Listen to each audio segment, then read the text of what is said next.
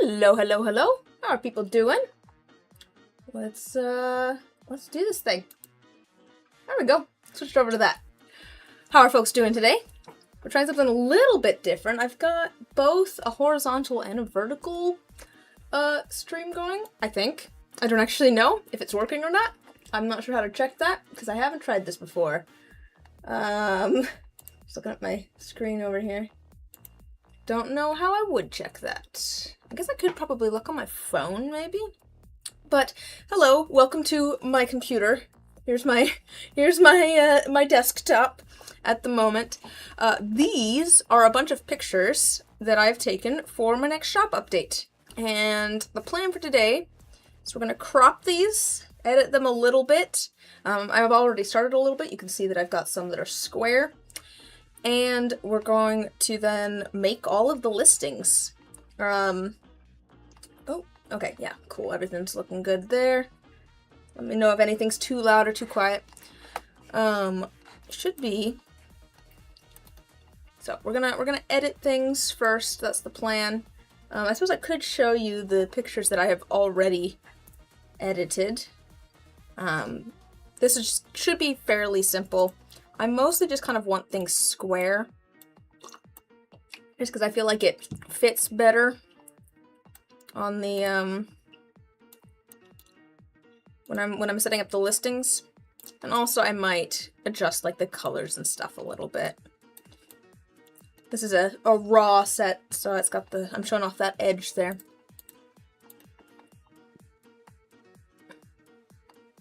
And we'll just save a copy of that. Here, let me just show you what we've got so far. So, like I said, I've already started editing some of these. You'll be able to see how I've edited it versus how it was before. So, it's gone from, I've cropped it in a little bit. This is a little bit more cropped. That's really let me see if I can adjust this so you can see. Ooh. Yeah, there we go, that's a little bit better. So I've just kind of cropped most of these things in a little bit so that they are square. Might not be able to see the crop as well on the vertical stream if that's what you're watching. But here's one of the sets of dice that I'll have in the shop. Look at that pretty D20. I am very tempted to keep the set for myself, but I can make another set. It's fine. I'll just make another set. So I've got that purple set. It's very, very pretty and sparkly. Then we've got this sort of simple-ish, yellow to teal-ish ombre. That's very green. That's a good look at what they actually look like. Very, very yellow to green. And then I've already cropped these. We've got our rainbow unicorn. I think I called this unicorn spit. I already kind of listed these for patrons who have first dibs on things.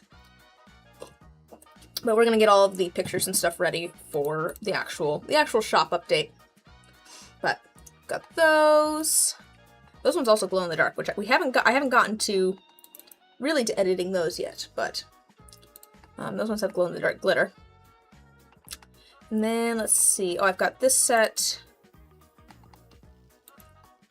that are kind of dark and purple and inky. I already got those pictures pretty much edited. And then I've got one set of the raw dice that are pretty much cropped down. And we're on to, I think, the next set of raw dice, maybe? Oh, no, actually, we're on to another full set of dice. We've just finished that set of raw dice. Apparently, we've got, like, an actual set of dice that we're gonna crop down. So, that is the plan for today. I'm gonna figure out which images I like and try to crop these down, and then we'll actually make the listings. This is This is the part that, you know, takes time before we can actually make the listings. I gotta have the images so that I can actually, you know, put something on the listing. But we will get to that. I might turn the music down a little bit over here, so I can hear it, and I don't actually want to be able to hear it. Whee! There we go. There we go. I figured this would be a good chance to, like, chat and stuff, though. Catch up with you all, let you know what I'm up to. I'm just clicking, by the way. That's what it looked like, and that's the change. It's very subtle. If you hold down, if you click and hold down, it'll show you what it looked like originally. Our crop? What it... Wait. Is that what I'm going for today? Oh, no, that's a different one. Okay. Our crop, and what it looked like before. On the vertical one, it looks exactly the same. This one's a little bit further out, which doesn't hurt. I'd rather have, you know, lots of pictures than not enough pictures. And I'm going for... Like, I'm not maybe going the fanciest on... I could take... Oh, hello! How's it going, Selden? I could probably go fancier on some of these shots. I don't know how I feel about some of the, like, extra little bits that I added, but, it's fine. It's maybe made them a little bit, cluttered.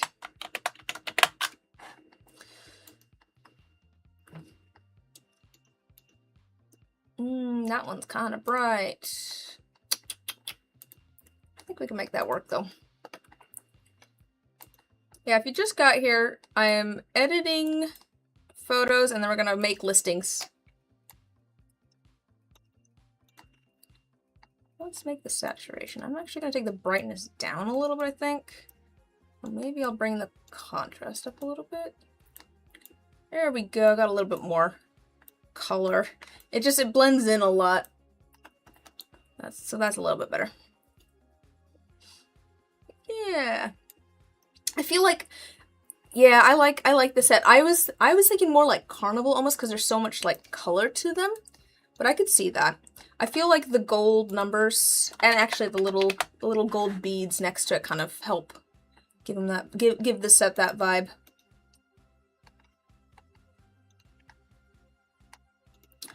But yeah, we're editing photos and then making product listings.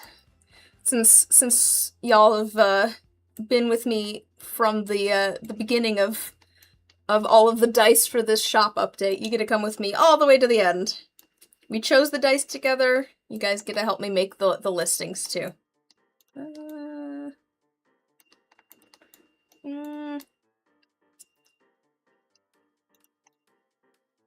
I think that's a little bit better. I don't know how long the stream's gonna be.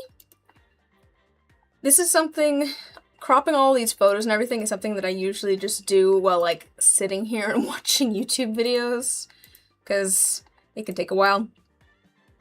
I think I can go closer. I like how well I can see the sparkles in this picture. You can see the real, there's these bigger chunky sparkly flakes in there.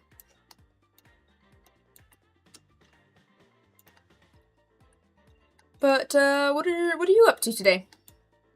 Up to anything fun or exciting? And or how was your week?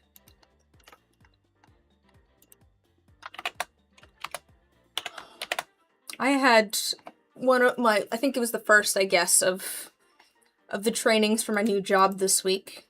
I don't really like, I don't think I like that one. Ooh, I like how well you can, is that the same picture? No, no, it's not. It's just very similar to this one. But I had the first of the trainings for my, I think it's probably the longest one too. I've been working on some of the like online training stuff too. This was the first like in-person class for the new job. So I'm glad that that is done and out of the way. Oh yes, for a change. Yeah, you know, really switching it up there, I can tell. Playing No Man's Sky.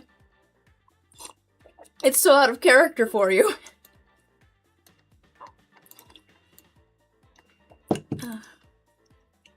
Well, I'm glad you're having a nice, relaxing Sunday.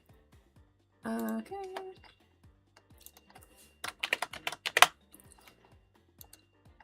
Yeah, no, I was telling a friend today, because they were asking about how things were going. Oh, I should have a good picture. This one has a little bubble right there. I'm wondering if I can crop this in such a way. I think I need to make it a little bit brighter, almost. You can see that bubble. I'll put it in the listing that there's a little bubble there. I think I need a little bit of...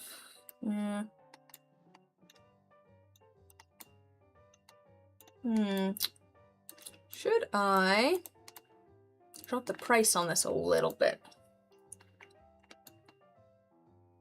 So it does have that bubble there. Could try and fill it in, but it's a little bit late now. I do like this set, but let's make sure that we are forthcoming with the things like that.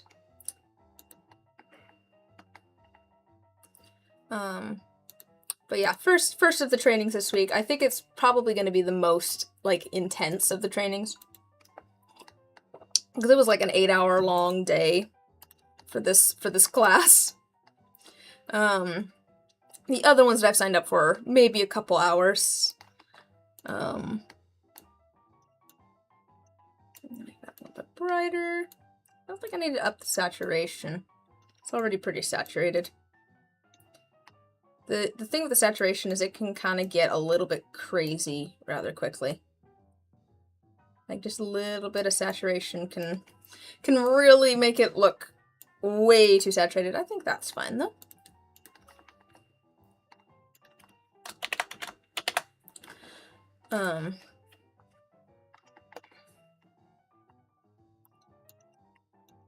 But it's good. I am very thankful to my current job, because I'm still there at the moment, till a little bit later this month, that they've been so flexible with my schedule.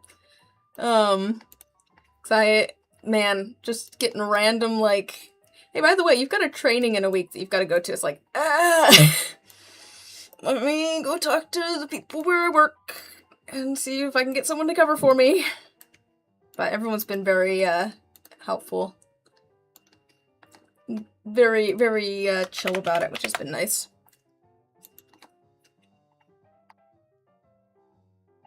Where's my little arrow? Oh, there's my little arrow. Yeah, this one's better. This one's more in focus. Didn't really like the other one quite as much. Seems kind of blurry at weird angles.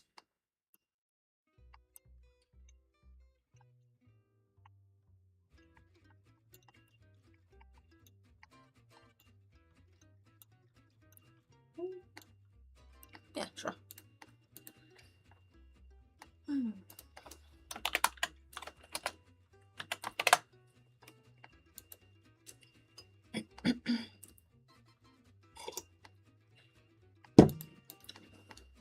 That also is kind of blurry.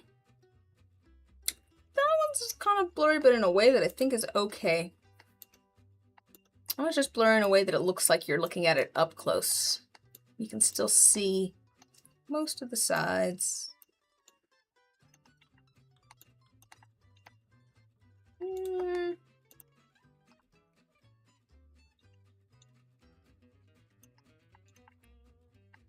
Yeah, that's good. Yeah.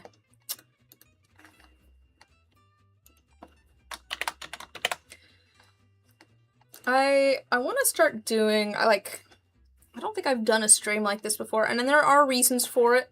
We'll get into that probably a little bit later, why I'm wary to do this stream. But I do think it's more interesting to do streams that are of, like, different things. Like, it was kind of fun when we did the stream where we were looking at all of the other dice that I have done.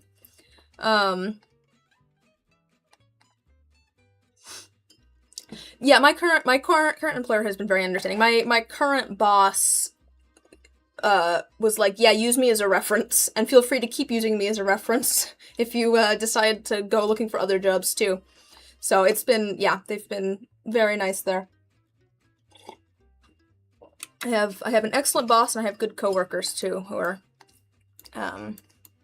happy to like fill in as needed. And like in return, I try to fill in as needed too. It's a good work environment there. I just need something that actually has like money and benefits. I like where I'm working currently. I would just like to also be able to pay the bills, and have, you know, like health insurance and things that I don't have to try and figure out myself. There we go. I think that's good. So I told them like they might be able to convince me to come back for some summers and things, since I'll have those off now. Although I am looking forward to having next summer off. That is very exciting to me. I'm gonna be so if you don't know, I'm gonna be working in a school. So I'm gonna be getting like school holidays, which, woo, I'll actually take breaks maybe. Because at the moment, I just work a year round, and I finally took a week vacation, I think in February of this year, and that was the first time that I've done that in like 4 years. So maybe I'll actually, you know, take some time off now. That might be good. It was nice taking a week off.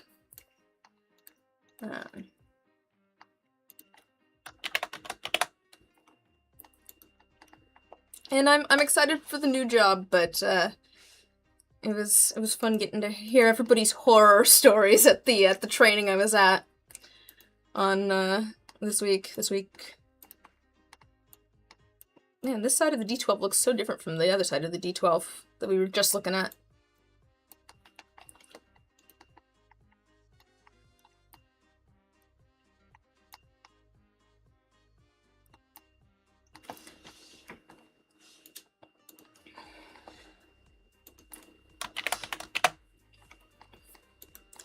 No, I definitely, if I didn't think that my current employer was going to be as understanding as they have been, I would have done things very differently.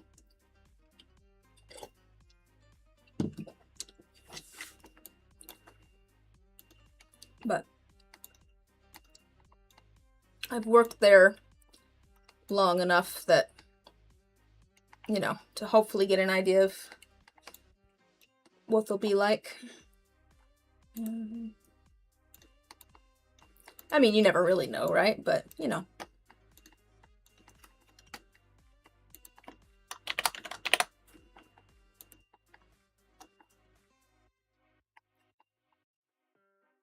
But it's gonna be a busy month, is maybe part of where I was going with that. I might take a week off of streaming at some point in there. Is that one kind of blurry?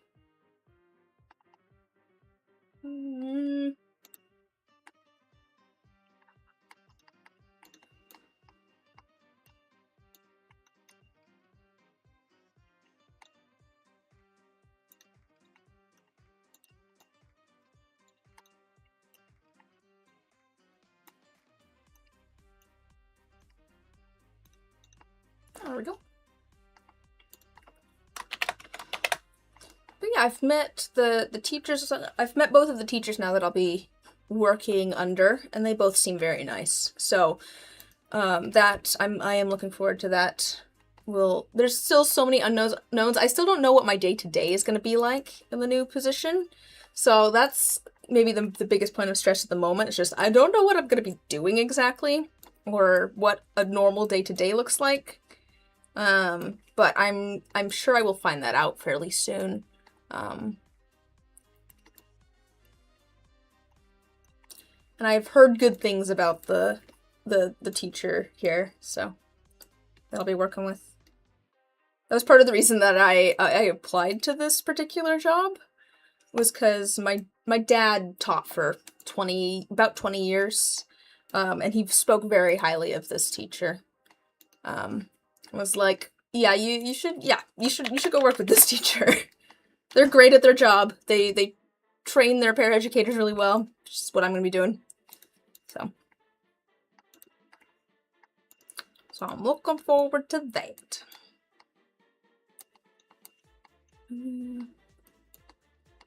I like. This is a pretty set of dice, isn't it?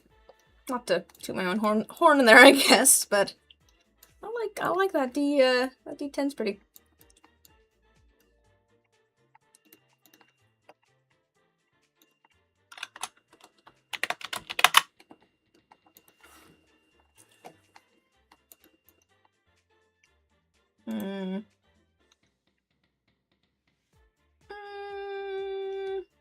That's rather similar. I've seen more of this side though. Yeah, he just retired recently, but I think he really enjoyed it while he did it. I think he picked the right time to retire. We were talking about this literally earlier today, and how he was telling the kids, he's like, "Look, I could leave now, and you could remember me as the like kind of nice teacher, or we could wait, and I'll just be that. You can remember me as that super grumpy teacher that should have retired forever ago." So I think he retired at the right time. Seems like he's got lots of hobbies and things he wants to do. So I think that's good. He's never sat still well. So it's good. It's good that he has lots of things to do. He's dragging my mom on little day trips and things too. I know you've got your calendar where you're crossing off the days, Selden. I'm just imagining the little red X's. It's a little over 6.5. Hey, I think it was 7 the last time you told me, maybe. Oh, I think this is the best one of this die. Oh, well, it's fine. We'll just have all of the pictures of this. I think I maybe take too many pictures. That might be part of my problem here.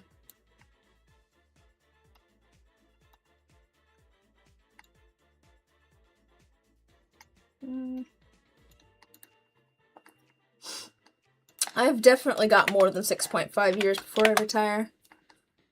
I'm okay with that, though. I'm enjoying what I'm doing now.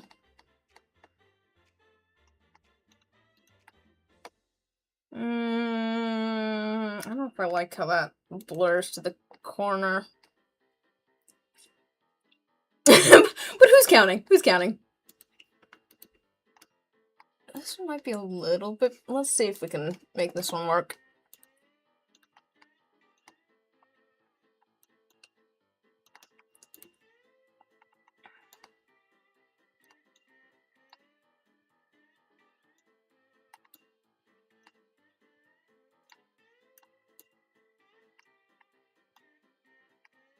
Yeah, I think that's a little bit better.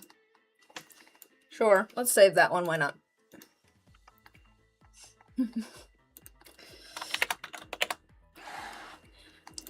I really do imagine you like a little cartoon character putting like the red X's on the calendar. You've just got like a physical 7-year calendar somehow. Little red X's. That's too bright. This one's better. This is another set of the raw ones. Oh, actually, here. If you're just joining, by the way, I have already done some of these.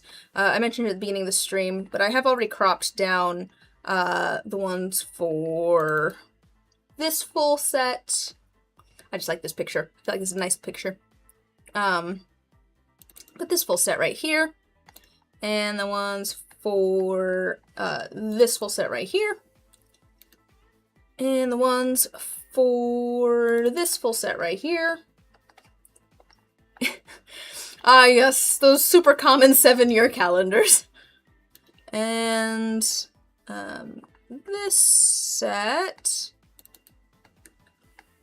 And then this set of raw dice. And then we just did this set. And we're moving on to another set of raw dice here.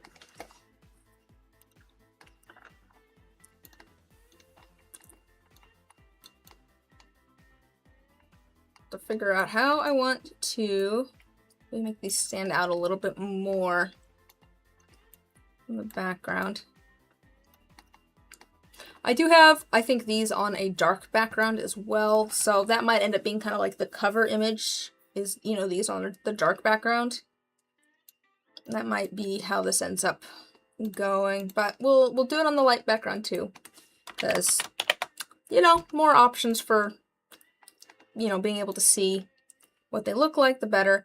Yeah, you can see, if we go down to them on a, I feel like you can definitely see them better on the dark background. But we're not there yet.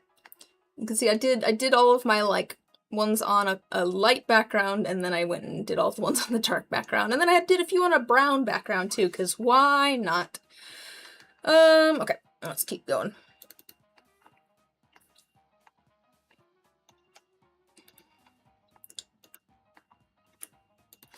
What I'm trying to, so speaking of calendars, I did a little bit, I'm doing a little bit of organizing. I need to get rid of some stuff. I've got so much random stuff that I've just been like, ooh, I could make something with that. I've got like 4 wooden advent calendars that I got a while back because I was doing dice advent calendars, and then I kind of just decided that they were too much work, and gave up on them.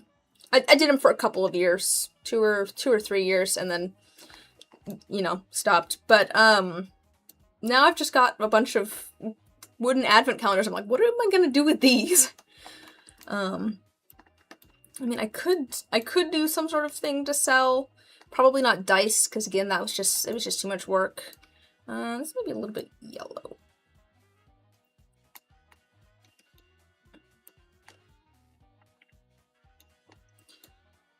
I was also thinking maybe I should, like, put together some little advent calendars as Christmas gifts for some friends and family, because I feel like that could be fun.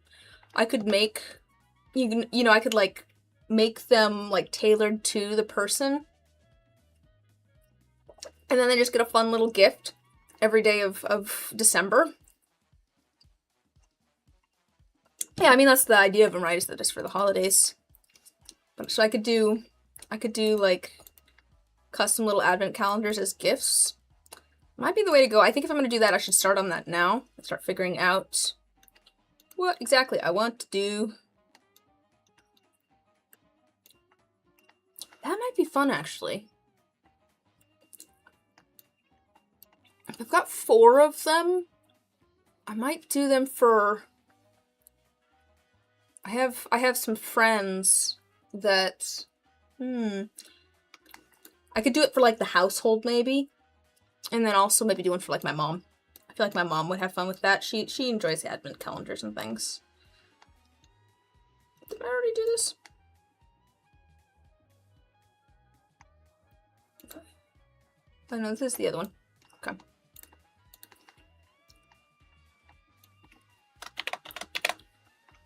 I should start figuring out Christmas gifts, honestly. Maybe that'll be our next project.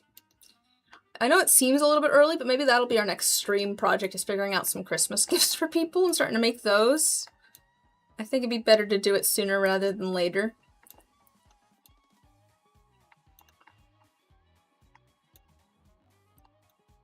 I don't know if I like the crop on this. Is this better? Center it more, maybe? I feel like that makes more.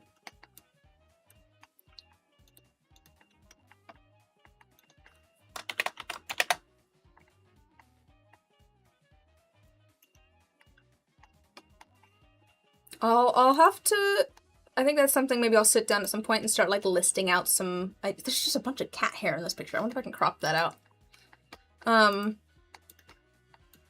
Might not be too noticeable. I think I can make it so it's not too noticeable. This one did kind of an interesting thing on the inside of the die. But I should sit down and maybe start, like, planning out the things I'd want to put in it.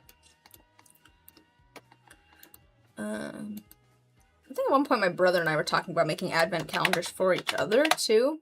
So could see if he wants to, if he wants one of them, we could do that too and trade them beginning of December. Ooh, this one's rather bright. Might have to make this one a little bit darker.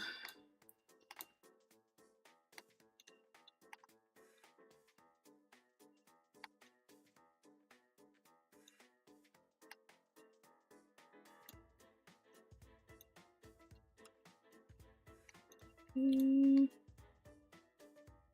usually try to like position it so that there's a little bit more at the bottom. You see, if you can see the little grid there, it's kind of hard to see, but there's a grid. If you can see, I'm pointing with my finger for some reason. There's a line like right in here, and then there's another one like right in here. So I went a little bit more towards the bottom just because it feels heavier. If you push things down a little bit.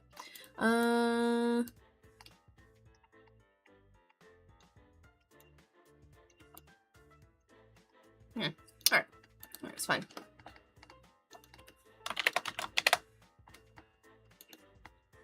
Depending on what it is. Like, if there's like a face of a die that's pointing a certain direction, sometimes I'll put a little bit of extra space. It's like how if you are taking a picture of someone and they're facing to the side, it looks weird to put them in the actual center of the frame. You actually want them to be like, you usually put them a little bit further back so that there's space in front of like their face, because it feels like they're looking like out. Like, you can see like this feels weirder than putting my face here in the and there, like, you obviously break this rule for different feel, like a different feel. That's kind of the fun of like actual like art classes and things are there to like teach you different like skills and rules so that you can then use those skills and rules or break those, like completely go against those skills and rules to like achieve the effect that you want. That's my view on it anyways. Like, yes, they tell you to do certain things in art classes, but that's just so that you understand you're making intentional choices and you understand how to do certain things. This one's kind of hard to see. Blends into the background a lot. I wonder if I can... Yeah, if I bring the contrast up a lot, that blue is a little bit darker.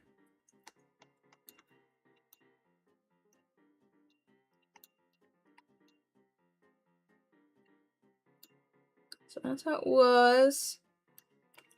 Hi, Chris. How's it going? We're getting some images edited so that we can make some product listings. This one's a little bit bright, but it's fine. Well, we have some other better photos.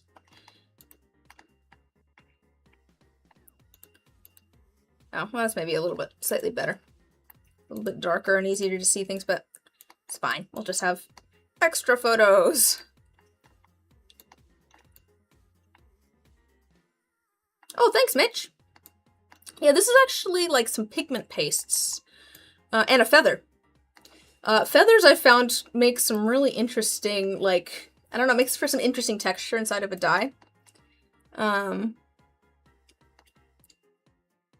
Oops. Sorry, Chris. If you need to head out, go ahead and head out.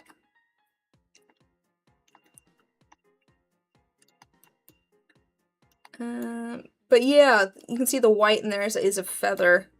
Here, I can show you a better picture actually that shows it off a little bit better. Yeah, I think that's fine. Because I do have this set of dice on a dark background. And these are raw, so these are just fresh out of the molds. And that's how I'm planning to sell that set, but let's see here. You can see the feathers and stuff maybe a little bit better here on the dark background. But the colorful part is a pigment paste. that I mixed up a fair amount of the pigment paste with the resin, and all of the pigment in there is slightly heavier than the resin, so it drips. It's fine. Don't have any fires you need to, you know, put out or anything. It's all good. Well, if you disappear suddenly, we'll know why. Yeah! I think this was one of the experiment dice I did when I first got the pigment pastes.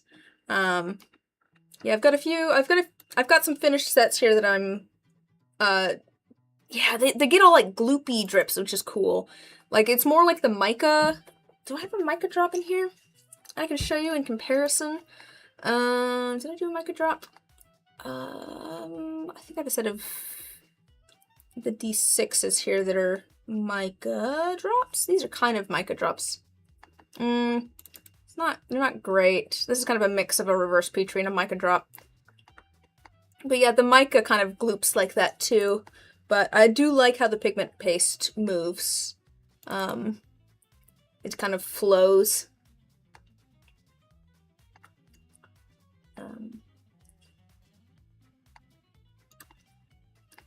The reason I ended up with pigment paste, a while back, I did a video on, like, resin colorants. And I was like, while I was, like, putting together the video, I was like, and then also, you know, there's pigment paste, but I've never used that. And, like, while I was recording it, I was like, if I'm going to make a video about resin colorants, I should probably get some and try it out. And so I literally just got this, like, pink, yellow, and blue color, so that I could hopefully try and, like, mix up whatever colors I wanted. It was interesting. I had kind of assumed that it wouldn't be too different from using, like, other pigments. And it kind of isn't to a certain extent, but the problem with, like, just regular pigments... yeah, they are very vibrant, too, which is nice. But, the thing with, like, powdered pigments is they love to clump. Like, they love to clump, and they love to have, like, different sized particles. So sometimes they end up looking kind of spotty, almost. Like, in the dye, like, there'll be little, like, pieces that drip, more than others. So it can make, I don't know, it can be kind of uneven. Whereas these seem a lot more, even. A lot easier to actually mix in evenly with the resin. The color of the pigment matters and how much they drop. White is much heavier than other colors. Yeah, this blue, you can see, dropped a lot more than the other two colors. And I think maybe the blue is maybe a little bit more muted than the pink and the yellow. I tried to get a good cyan. It was the closest to cyan I could get, but it maybe has a little bit more white in it. Yeah, I did try mixing in titanium dioxide with resin once, and boy does that stuff sink. It really sinks. Absolutely. I'm about to crop this, move that over a little bit. Put a little bit of space in front of my face. Yeah. That's fine. I guess it says titanium in the name. Should have thought of that.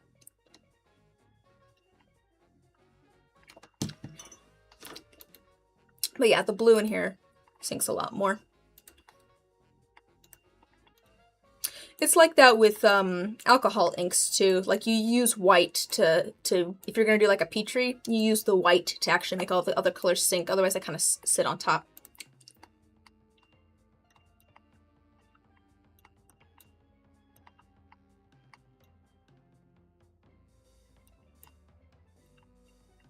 Yeah, that's fine.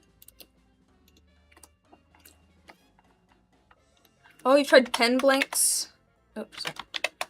With that color drop theme. This color drop theme, the bright, like, magenta, yellow, cyan.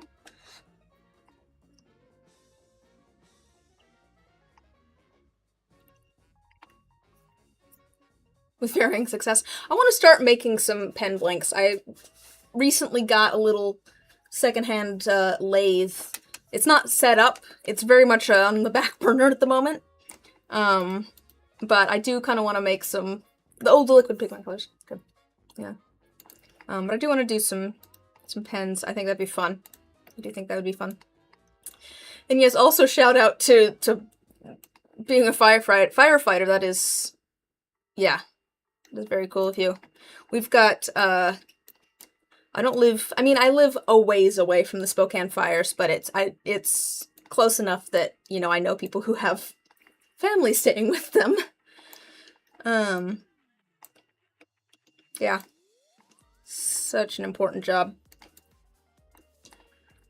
Like Micah's the maker of the pigment matters as well. That's fair. Yeah, no, that's true. I have different micas and of like varying qualities. Like my Pearl X micas, which are a more like expensive brand, like a little bit goes a long way.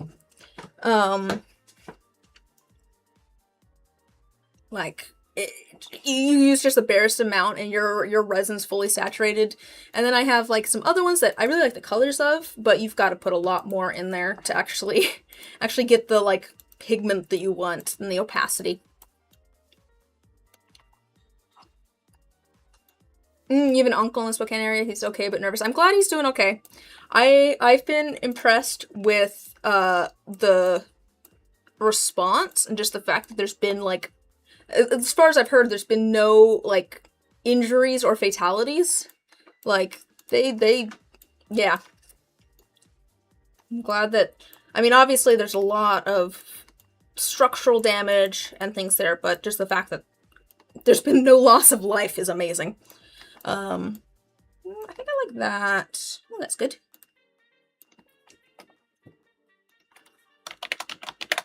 But, yeah, crazy.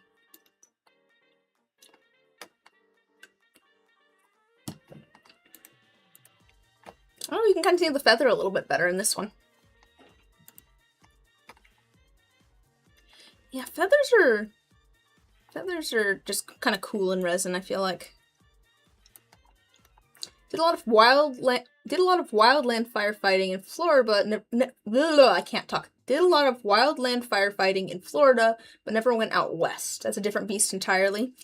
Just because it's drier, or...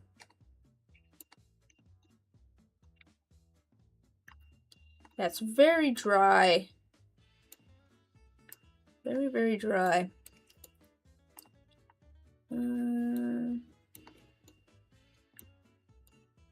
Yeah, that's a lot better.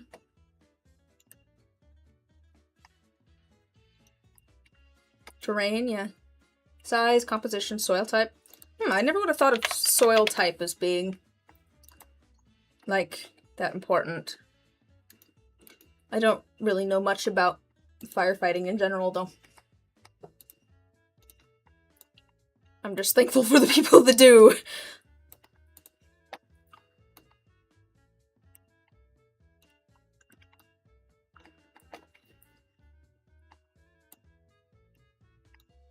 I would assume that the type of plants might matter, too. Because, like... I don't know. Maybe, maybe not.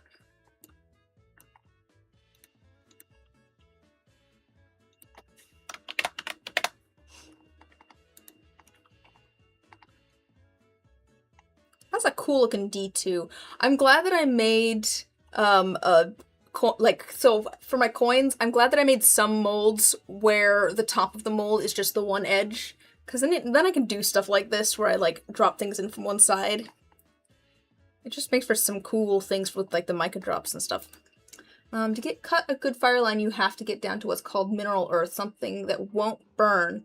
In Florida, mineral earth can be 24 to 48 inches down. Oh, wow. Western regions, you don't have as much loamy soil on top. Oh, okay. Oh, we're on to our next set of raw dice. Yeah, we'll do this one.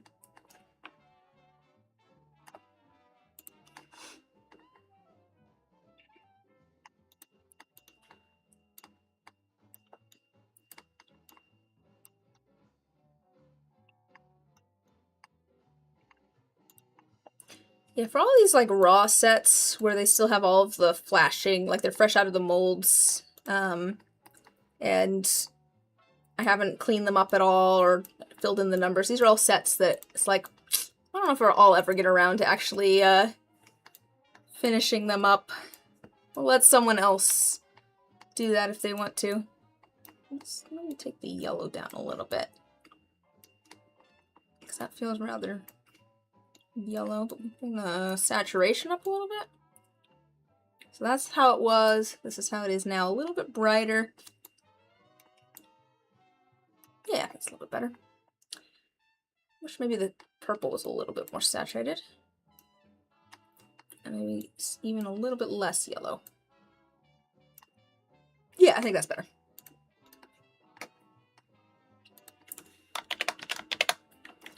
Oh, for folks that are here, by the way, are you watching vertical or horizontal? Because I'm trying out the vertical streaming for the first time today, and I don't actually know how to check if it's working.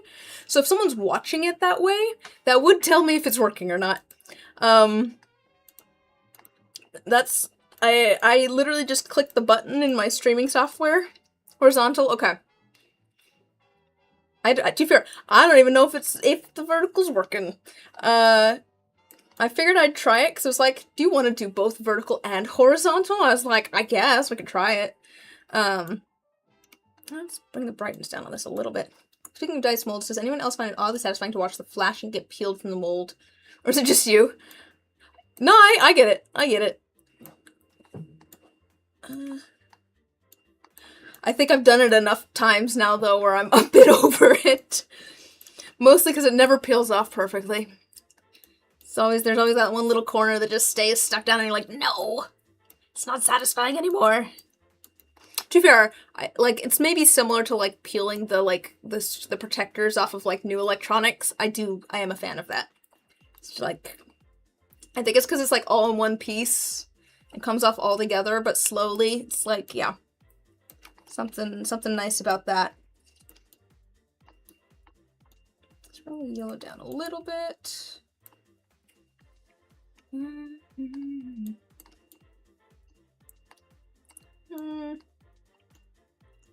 That's a little bit better. So maybe a little bit yellow though.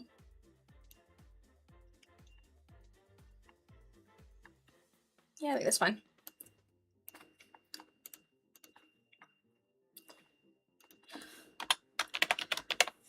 I feel like as I took pictures of these 3 sets of raw dice, I, started liking them more. Like, this set, at first I was just like, I don't know, it's just kind of some, I don't know, it's, like, almost too yellow, and the purple doesn't feel like it matches or whatever. And then, now that I'm, looking at the photos, I'm like, actually, these are kind of pretty. I kind of like the purple with the blue sparkle and the gold flakes. The little bit of yellowish tint almost works with the gold. Vertical's working on phone. Jake and Saturday Morning Cartoons have started doing both. The chat rooms don't cross inherently. Oh, that was the other thing I was wondering, was if everyone's comments would show up in, because I just have one chat. So I don't actually, I don't know how that would work. Do they both come through? But it's good to know that it's working on phone. I appreciate you checking that for me. Because I really wasn't sure.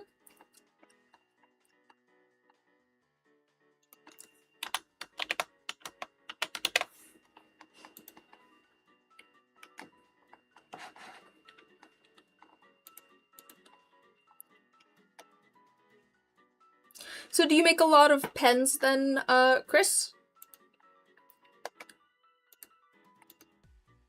Is that like your main thing, or do you have other stuff that you make too? So they figured out how to combine the chats on their live streams. So it is part of the video window. It's part of the video. Oh, I see. The Jake and Saturday Morning Cartoons have. Yeah, I've debated trying to add the chat to the actual video. Oh, where did my thing go? Maybe actually I should maybe actually do some stuff to make my streams a little bit more technologically advanced. Like, actually maybe have, like, alerts and things if people become channel members or whatever. I should figure out how to do that, actually. I'm working on revamping my channel memberships. I'm doing a whole thing from YouTube at the moment about channel memberships. Yeah, do that. That's been pretty fun, by the way. That's something I signed up for. Do make a lot of pens, but you do other turning as well, bowls, boxes, and such. That's cool. Yeah, the turning, like, lathes are fun. I haven't really used one much, so I am excited to mess around with the little one that I got once I have free time.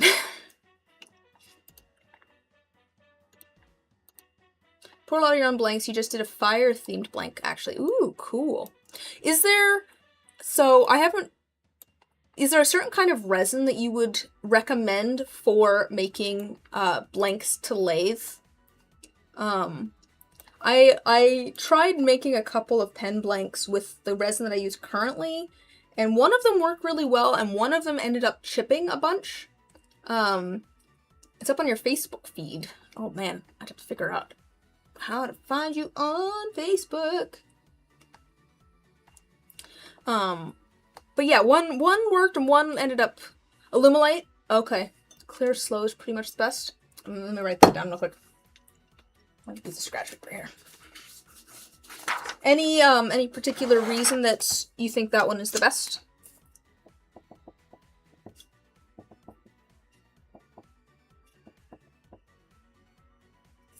Got it right. Plan to get into wood turning when you retire. One of the several hobbies you plan to take up. It's fun. It's fun. Clear Slow has a 10 to 12 minute work time. Oh, okay. Polishes really well? Okay. All right. That's a short work time. What's the cure time?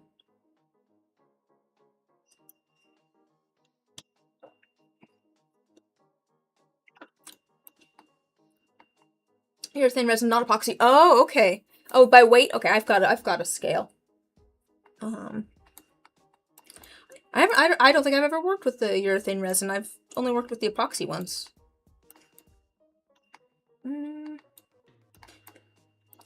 Is there a major difference working with urethane resin versus epoxy? I don't actually know the difference all that much.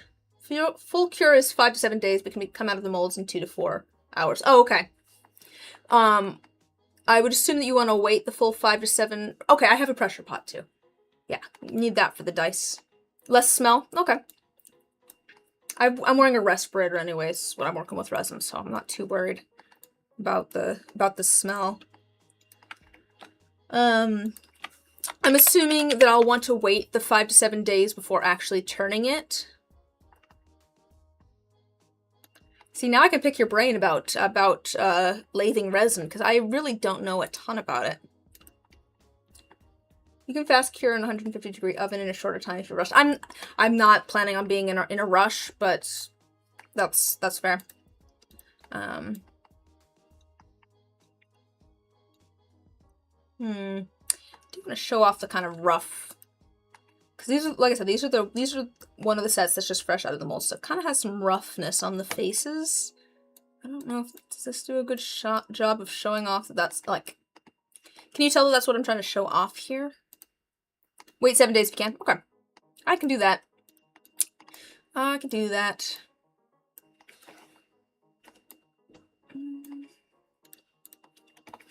The other thing,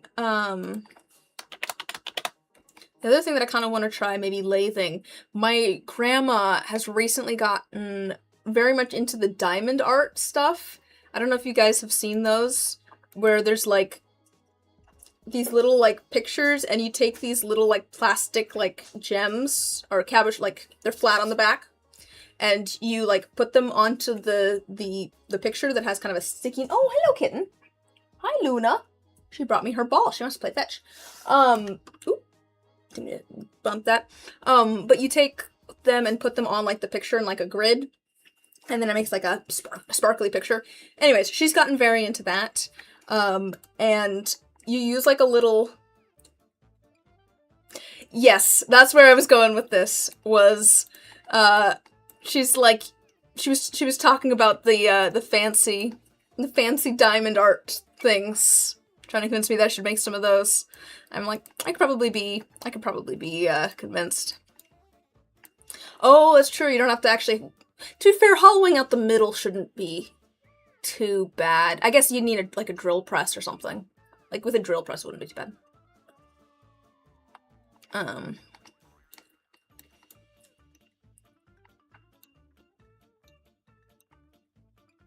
Yeah, let's get my cutter back up. But yeah, that's fair. How do you attach the? I assume you'd still have to drill out one end type thing. Oh, that's true. You could drill on the lathe. Oh, that's duh. Yeah, you could just drill it on the lathe. That'd probably be easier. That would make sense. Jacob Chuck. I know so little about lathing. I'm gonna have to do so much research. I don't know what a Jacob Chuck is. Who's Jacob? Why is he chucking things? I'm thinking I like the contrast. Go with that. Yeah.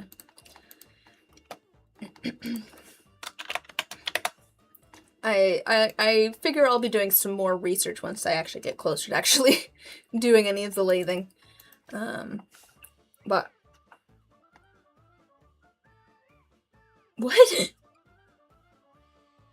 Oh, there's a cat on the chair behind me. She's making sleepy noises. What about the purple?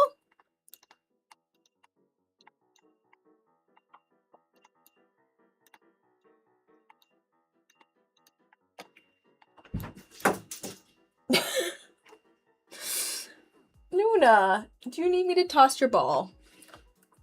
Alright, we're taking a quick cat break. Let's see if I can... Oh.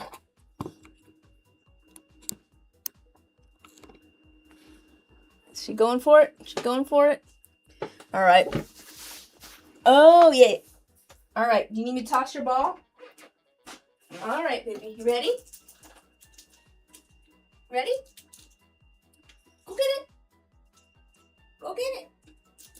You going? Luna. Come on. Yeah, there we go. She'll be back. She always is. Ooh, sorry, I'm moving you back. There we go. I'm sure she'll be back with her ball in a minute.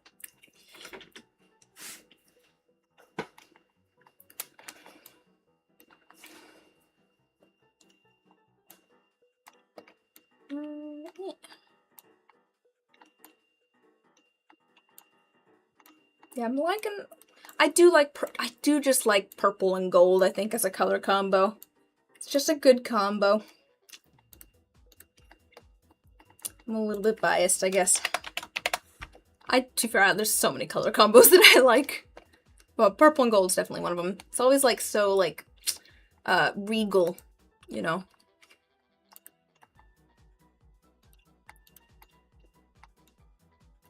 Oh yeah, there's kind of some like lighter bluish tones, flowers in some of these too. I've got like white and then kind of like a lighter blue and then purple. Starting out turning, if you want to keep it simple, get some carbide tools. All right, I think I have some tools. I got with the. Oh, hello, you're back. Oh, you brought your ball. She's very good at playing fetch. Yes, you want me to toss it again? Yeah, you brought it right up to me. All right, go get it. No sharpening involved? Oh, okay.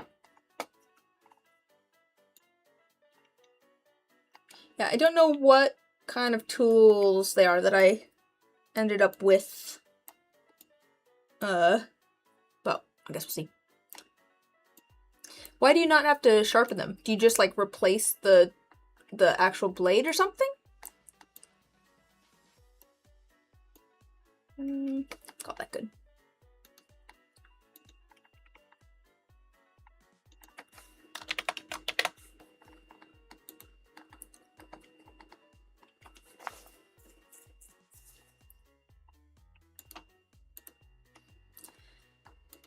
Traditional turners get snooty about it.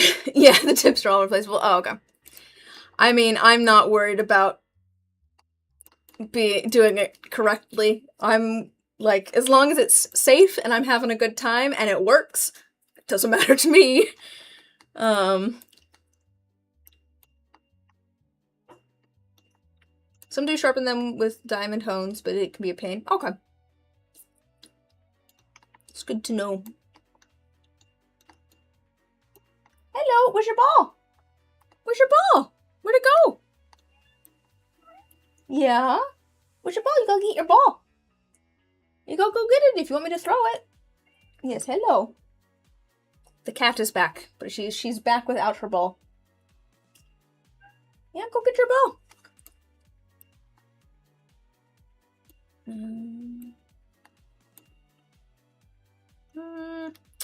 I don't know if I like where that went. I think I like it the original best. If you turn resin, which it sounds like you will, just remember negative rake carbide tools. What does that mean? I don't even know what that means.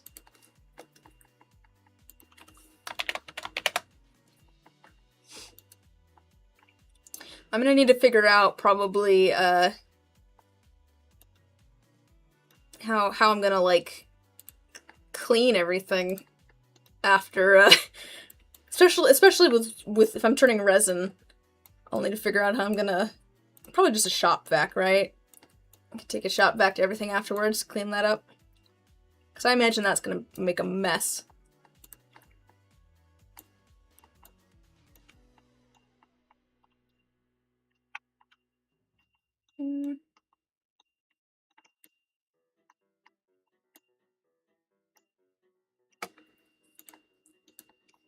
But yeah, I don't know what negative rake carbide tools are.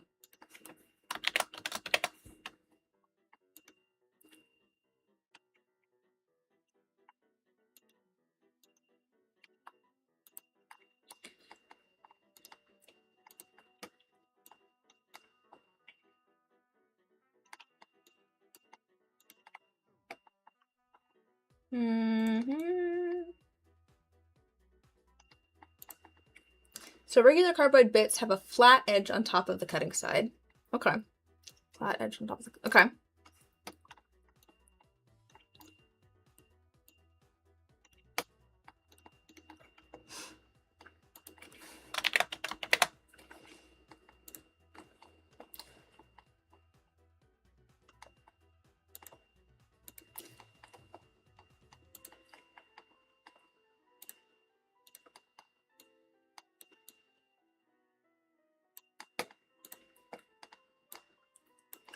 A negative rake has two bevels, one on top and one bottom. Okay, it reduces the risk of chipping. It just doesn't cut as aggressively. Oh, I see.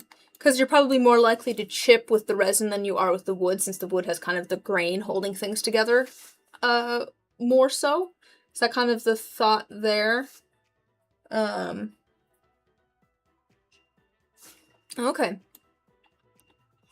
If you get a set of like carbide tools where you can replace the tips, do you think you would be able to get just the tips that are like that? Wood generally doesn't require negative rake cutters. Yeah, I'm wondering if it's just because it's less likely to chip because of the yeah. Okay. Okay.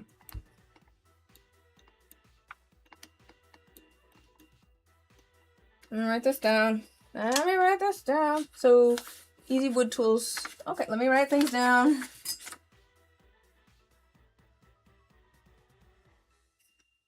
Get negative rake carbide tips for resin. Gotta write this down or I will forget. Sell a variety of sizes of tools. Okay, cool. Yeah, I plan on just doing little things.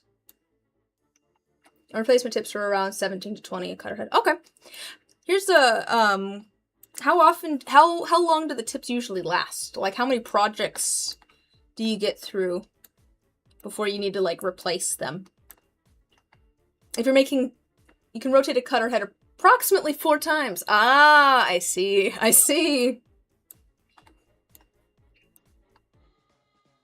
If it's square. That makes sense, yeah.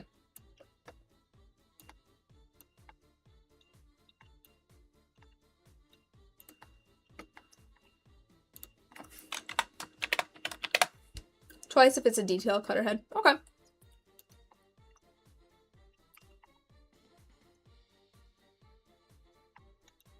I never quite know. They're pointy. Oh, I see. Okay, I get you.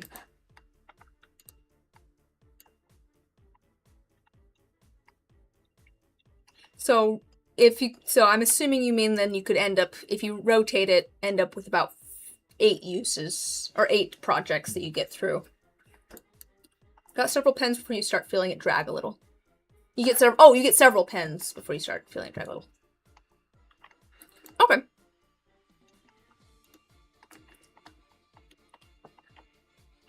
More than that. Okay.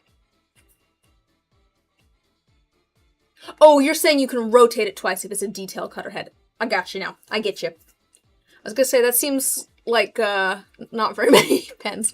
I understand now.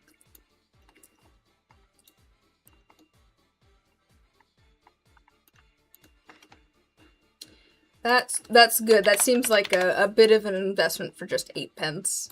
So. Alright. Do I like the green moss? Don't know. Well, this was a choice. I made a choice. We'll try it. Now, urethane cuts easier than some of the acrylates. I guess I meant something acrylic and other epoxies. Okay. Well, that'll work out then. If it cuts easier and also polishes better. All right. Oh, yep. Good luck. I hope the accident's not too bad. Bye-bye. Stay safe. Thanks for stopping by.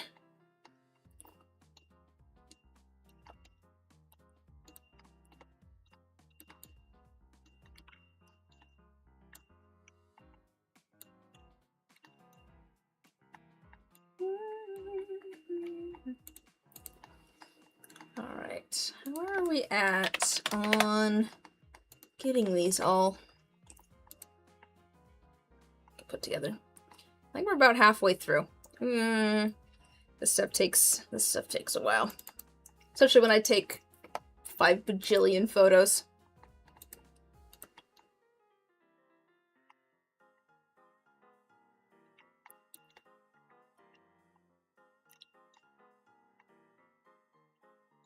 Yeah.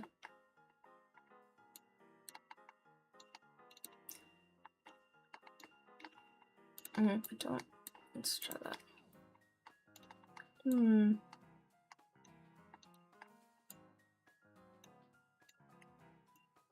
Yeah, I made a couple of choices with the set of dice that I'm like, I don't know if I like it or not. I like the red glitter. I don't know if I like the color behind the red glitter on the numbers. I think maybe I should have gone for, like, a darker brown. I'll be honest, I did the light brown, and then it dried, and then I was like, probably should have done a different brown color. But I'm too lazy to go back and change it now, especially after I started doing the red glitter. I was like, it's too late. It's too late. It's just how it's gonna be. I did go back and add, like, more red glitter, because I did realize that, like, I liked it better with more red glitter.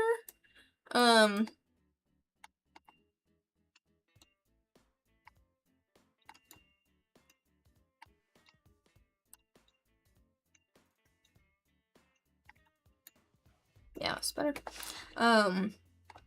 But maybe I should have done even more red glitter. More glitter, more! Hi, Luna, did you find your ball? She's just laying here now. Woo! What are you doing? She's just a frisky girl.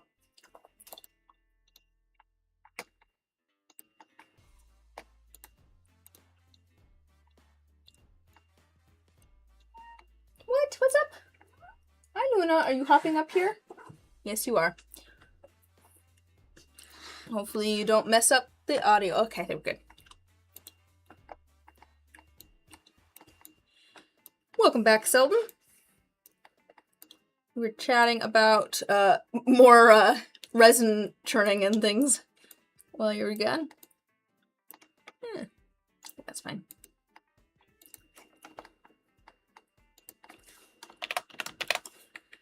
And I've also realized that I take far too many pictures. It's gonna be a while. We're gonna be working on cropping photos for a while.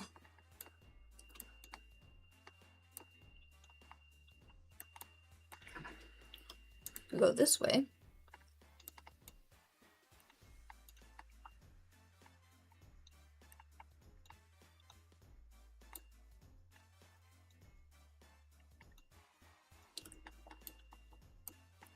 Yeah.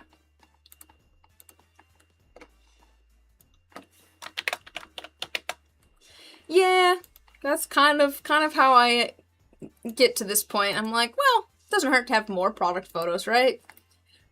It's better to have lots of pictures for people to look at. But then I end up with so many photos. Now I have to go in and crop them all.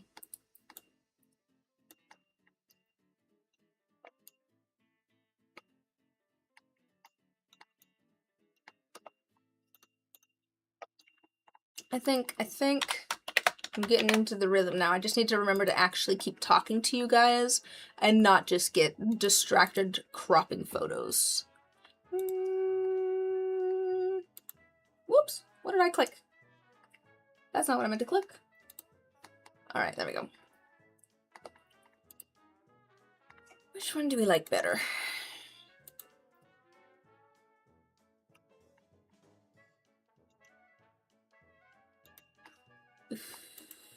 Well, let's just crop them both. Why not?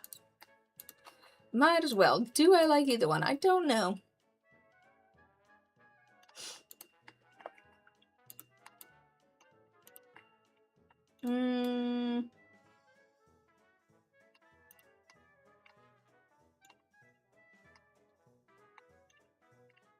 That's too much.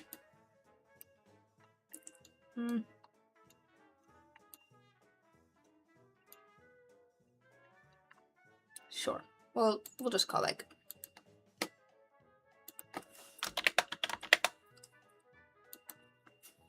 Ugh. Yeah, this was a set that I was like not sure if I was ever gonna actually finish.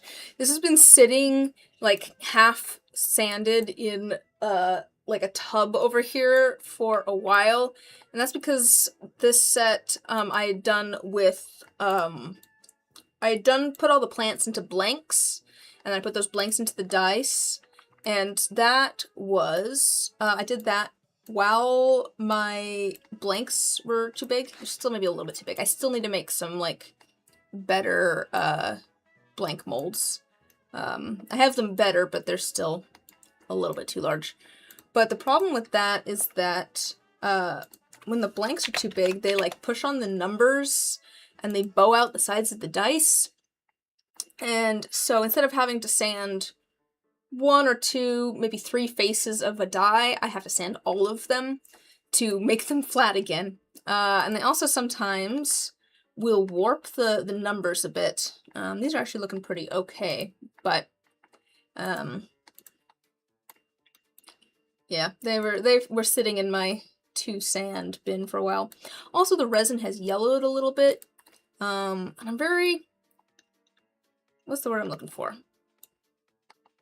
Very self-conscious, maybe, almost, about my resin being kind of yellow.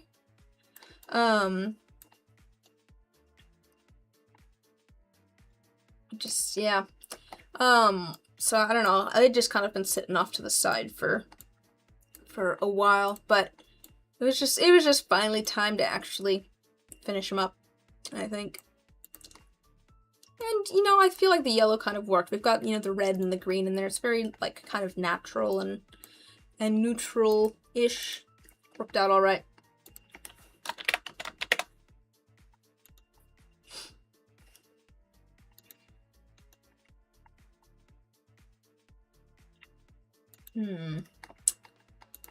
if there's a good focal point on this.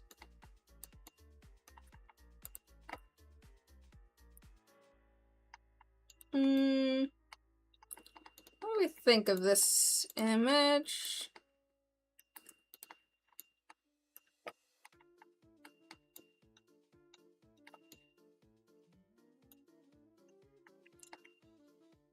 Yeah, I've started trying to mitigate a little bit of that by adding some blue or some purple to my resin, but yeah. It's weird because it's so inconsistent. I feel like I have some sets from, you know, a few years ago that are perfectly fine, and then other sets that have yellowed a good amount. I don't know if it's just because some have gotten more UV than others. That was one of my leading theories, because I've done, you know, in-person events before and done like tabling outside where, you know, you get lots of sunlight and things. Ooh, I don't like that crop. Let's move that over a little bit. A little bit more. That's a little bit better. Or if it's like the bottle of resin that was used, or it could be like, I don't, you know, it's part of the frustration. There's just not knowing how to mitigate it, or why it's only happened to certain sets. Switching over to your laptop, tricky to see some of these on your phone. Oh, fair, yeah. It's a little bit, I'm making things as big as I can, but here we go. We can zoom in. There you go.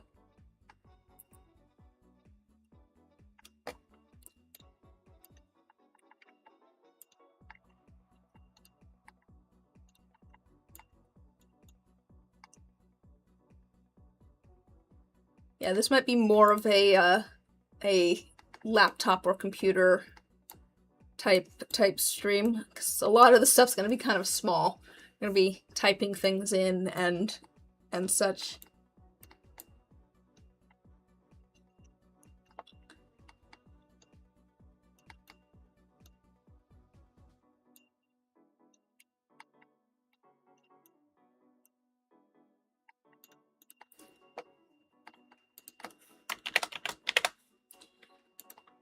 Alright. This might be a long stream. I'm realizing that we've been cropping photos for almost an hour and a half. Much better. You can actually see things now. That's good. But yeah, might be a long stream. I feel like this is part of the process that people don't realize just how much time it takes, is actually like taking photos, cropping all the photos or editing the photos, and then making the listings. Like, you know, when I feel like this was something I realized when I was tabling, like I was selling stuff at like a convention. I was thinking about like how much my stuff costs, because I was like, I need to like take into account here both the time it took me to make the items, but then also like the amount of time it takes me to actually sell the items too. Because it's like, if I'm gonna be sitting at a table for 6 hours, am I selling enough items to cover both the cost of making the items and also paying myself the time of sitting here for 6 hours? Like, that was something I had to start thinking about. And that's part of the reason that in my online shop, I mean, I've started trying to list some of the things now, but I don't want to list every single keychain that I've made individually. It's like, it's not worth the amount of time to list 50 $5 keychains. At least not individually. Like, the time it would take me to do that is worth more to me than selling any of the keychains.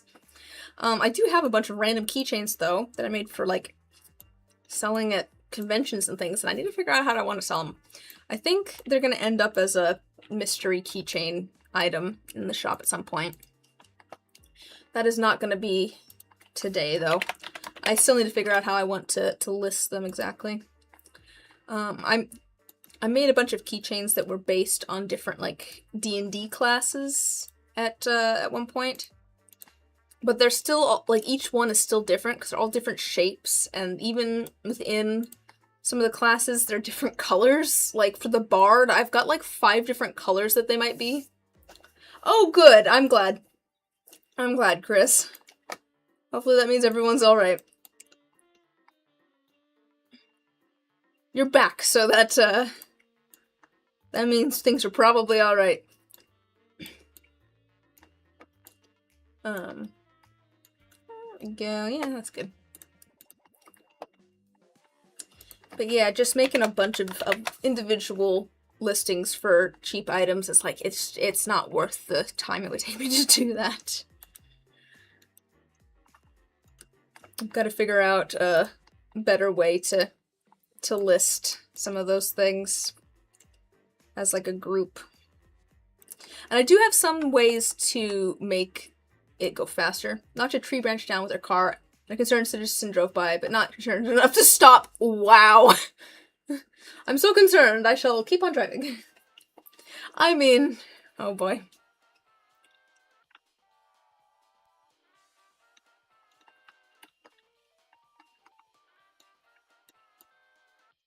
Well, good. I'm glad everyone's all right.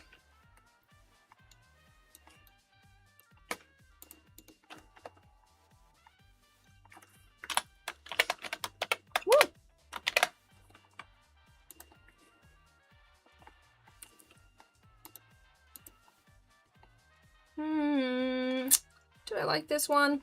I don't know if I like this image or not, but we do something with it.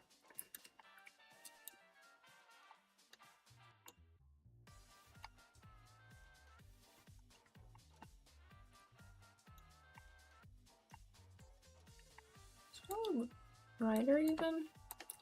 Up the saturation a little bit. Should maybe not up the saturation. We'll call that good.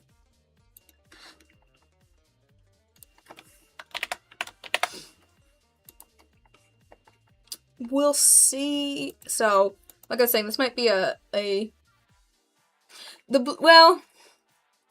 blue flecks are because it's the paint that I've got. I mean, I've got this red glitter paint.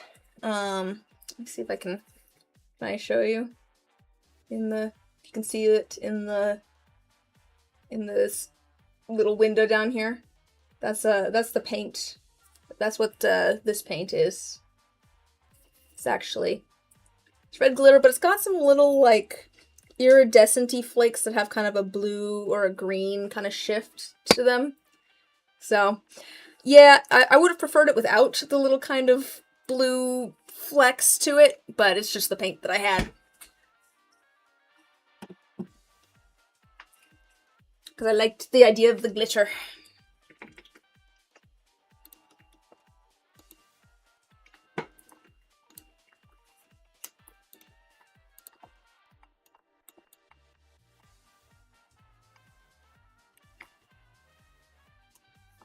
Hello, kitty cat. What's going on? There's a cat on the chair behind me. We'll see how long my voice will hold up, too. Because with all of the fires and things, we've had a lot of smoke here. I swear it just kills my voice. It's just not good.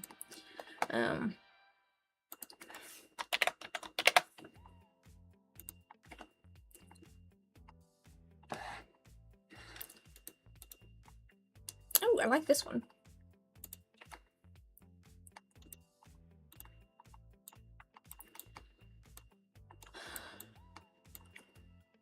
Use clear slow because you can get color separation without waiting for 30 to 40 minutes for it to get to the proper temperatures. Oh, that's a good point too. That's a fair point. Yeah, that makes sense to me. Whoa, that's not what I wanted to do. I think we're just gonna leave that as is. I mean, there's some techniques that, you know, it's nice to have thinner, runnier resin and a little bit more time on, but some of those, if like you could do some dirty pours and things, which might be cool. It might be fun to do some of those where you want more color separation. I'll have to get some and mess around with it.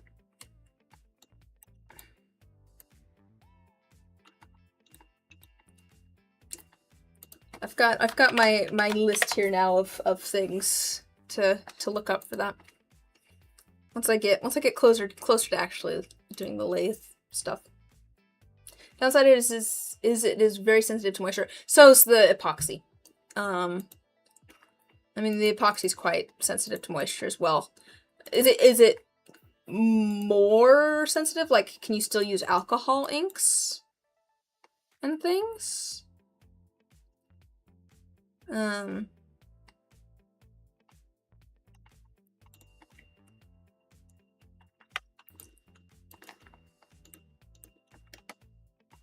Yes, you can still use the, okay.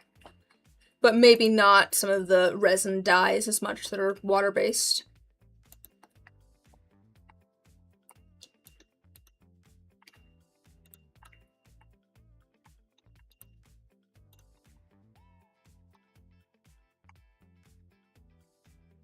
Yeah, the epoxy's rather sensitive to moisture as well, I've found.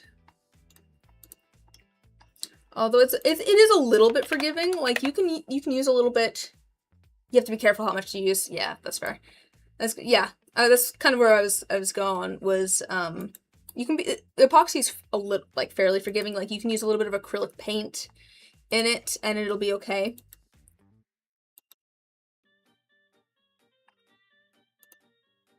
Well, call that good. Let me do this one. And it'll be okay, but you know, don't use too much. You get a white haze where it cures against moisture. Oh, okay. Luckily, it's quite dry where I live. I know I have a dice maker friend who lives in Florida, and times when she's gonna pour resin based on the weather, it's very dry here where I live, so I luckily don't have to worry about that. Just gotta make sure that, you know, I don't put anything wet in there.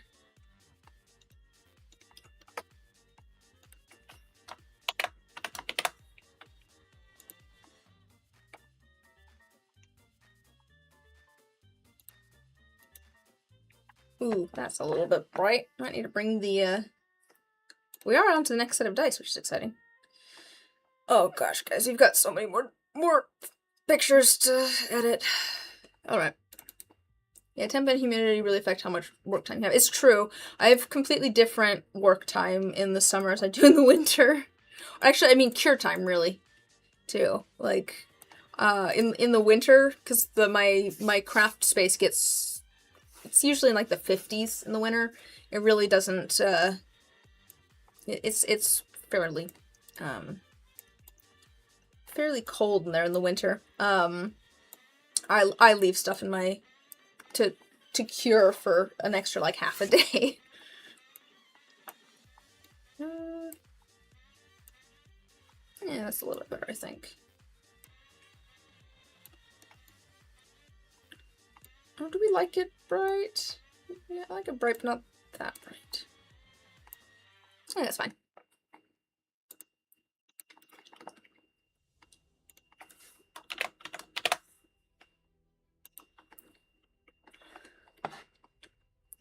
I do think that that'll be, if I switch to the Illumilite for making blanks and things, it's gonna be a bit of a learning curve, because I am used to my Art and Glow resin, which I've pushed the work time on that to probably over an hour before.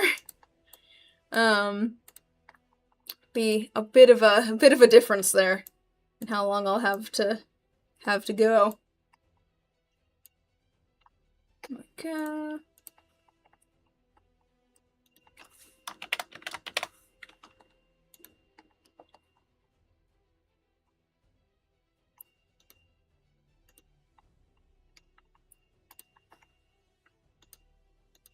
I think I kind of want to make some like little gifts for a couple of my coworkers too, maybe?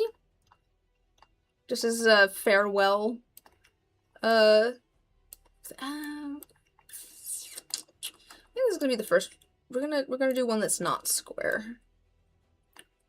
These don't have to be square. I just like them being square because that's kind of how they show up on my shop. So if we go to my shop, you can see how some of them are square and some of them are not. Like this one's obviously not square. But I think I like how it looks square better. Just looks more even. I am realizing that my custom ones are not square. I should maybe make this one match that. Should maybe make them all match instead of having some that are square and some that aren't. Realizing that that looks a little bit funky.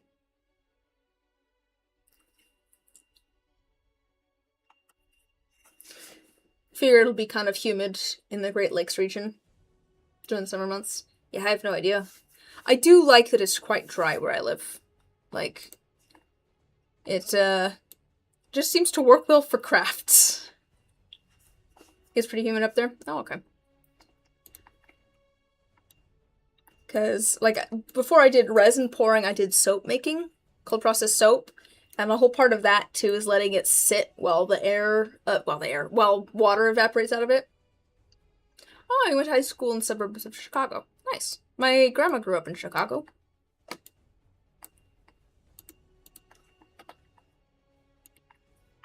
Never actually been. I have a friend that loves going on trips to Chicago. Like, I feel like that's been, like, his thing for a little bit now. He will literally just get, like, a train ticket to... Why do I have more of these? Oh, that just went to a weird spot. Why did it do that?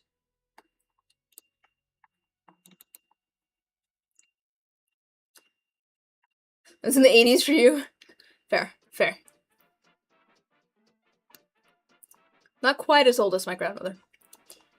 Hey, Nate Crafty.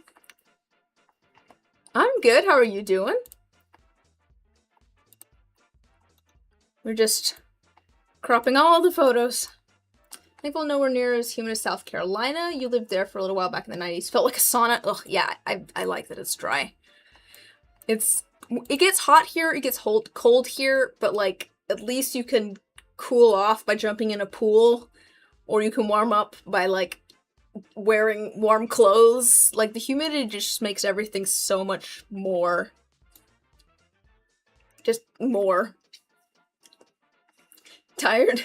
Fair. Thanks. Yeah, my arm's getting tired. I've been cropping things for an hour and a half.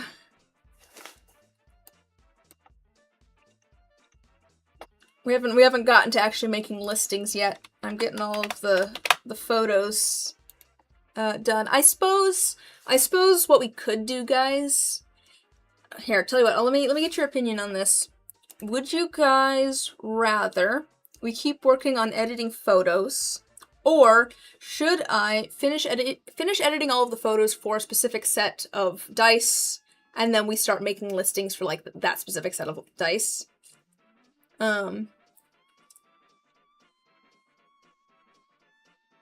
Oh, also missed throwing the cat the ball. That's true. She's left now, I think. Oh no, she's up in her box. She's worn herself out from playing fetch twice. Now she's up in her box on the table over here. You can tolerate a little bit of humidity. Southern humidity, not at all. You despise the heat of the American Southwest. That sounds like a good plan. Alright, so maybe let's finish... Well, we're actually almost done with all of the 8-piece sets. So why don't we finish this set of dice? Let's finish the set of dice. I have more photos of the 8-piece sets down here, but fewer of them. So maybe let's try and finish cropping all of the full sets of dice, and then we'll make the listings for those, and then we'll see where we're at time-wise and how my voice is doing, and go from there. So we'll finish this up, and then go check out the other the other images for these 8-piece sets. And we won't worry about the D6s and the fate dice and stuff yet. I can do those on my own later too. Well, you know. Let's take the brightness down a little bit. I can do those on my own later while watching a YouTube video or what have you. Saturation is big.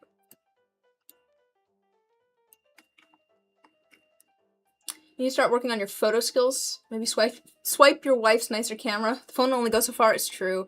I feel like, you guys may disagree with me, I feel like phone cameras are worse than they used to be. I don't know if it's just because I have a higher standard of what I want my photos to look like, but I think it annoys me so much that my phone camera is always trying to like auto-correct things and like sharpen things. It's like, just take a photo of what's there.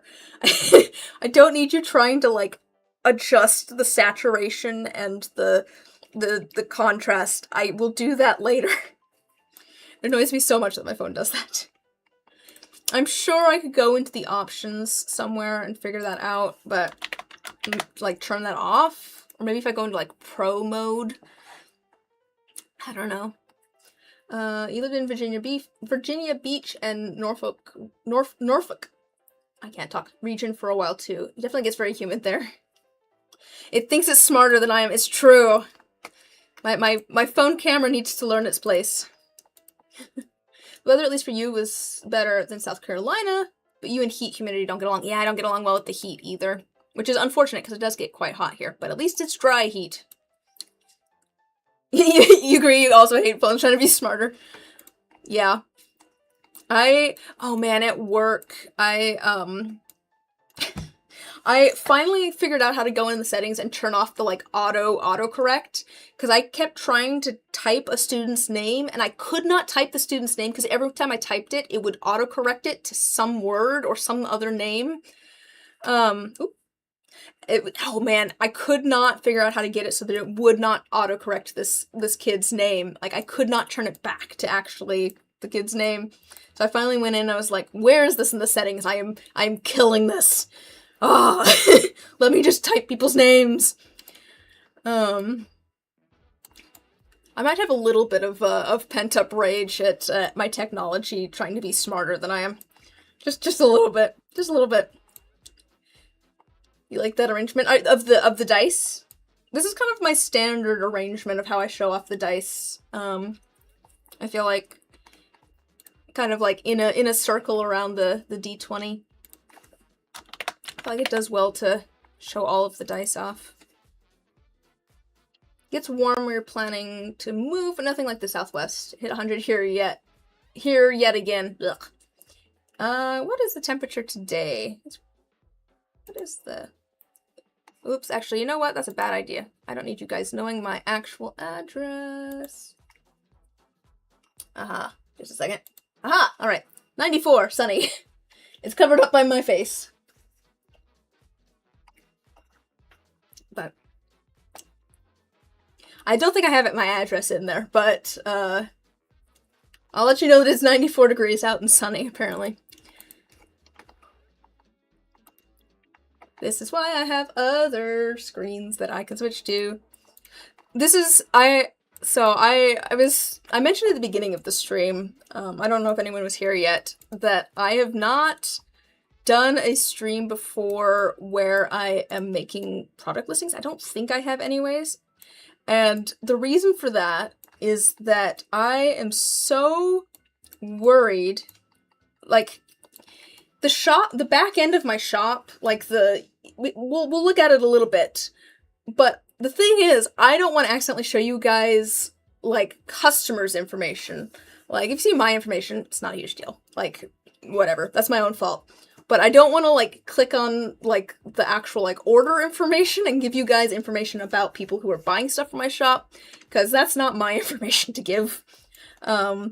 So I want to be very careful about where I click in the back end of my shop. We're gonna be hanging out just in the products section and not in the order section. The problem is, of course, that muscle memory, I usually hang out in the order section. So that's the goal here, is to not accidentally click on things and give you guys information about customers. So I might be moving that off to my other monitor as I'm clicking around places, just so that I don't show you things that you shouldn't see. Agree about technology, that's why you turn off stuff so you don't rage out on your phone or computer. Yeah. Like I said, at work, I'm just like, nope, this thing is going away. I'm fine with a little squiggle under it that says, hey, you might want to rethink this. Stop trying to change things without asking. I like this set of dice a lot, by the way. I don't know, I just think these colors are really pretty.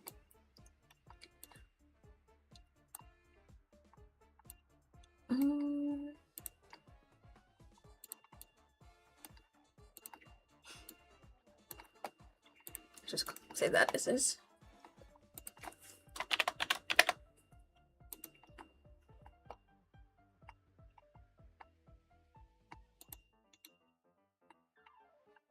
That's a little bit.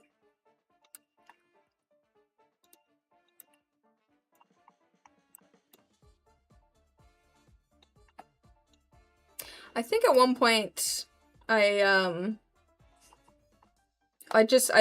got very much into like a pink and gold phase. This maybe has more copper and stuff in it, 'cause it's got a little bit of like copper foil. But this was just, I was talking before how I like purple and gold. I also like pink and gold. Yeah, I've got some tricks for the mica to make it a little bit more distinct. The main one really is just that I put it in different spots. I think I did a video a while back on how I do my mica drops, but let me save that and I can kind of tell you. Do I have a picture of the other sides of the dice? Well, actually here on the one, this is, you can see when I was I put all of the like main clear resin with the copper foil into the die, and then I put like in this corner I put a glob of pink, and in this corner I put a glob of like this yellow orange, and then in this corner I put a glob of the other like the orange, and then probably in this corner I did like a glob of like the white. Like I separate them, I don't put them on top of each other. Because I tend to, like, mix in the die a little bit anyways, even if they're kind of separated on the top. But that keeps them a little bit more distinct from each other. You can see here things mixed a lot, whereas here they didn't. Gold mixes very well with a lot of colors. Yeah, it's true. It's true. I think it's, like, even though it has, like, a yellow tone to it, like, obviously it has a color, but it's treated as a neutral at this point because it's used in so much jewelry with so many other colors and things. Like, we tend to view gold as almost like a neutral color that goes with anything. I feel like blue jeans are the same way. Even though obviously blue is not a neutral color, just like yellow is not a neutral color. Like, you can wear anything you want with blue jeans and it looks fine because blue jeans are so neutral. Oh, I'm glad, yeah. I'm glad you like the ducks. I was so happy with the duck dice. Yeah.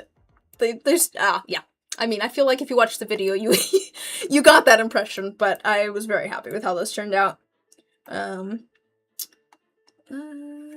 Let's just save that.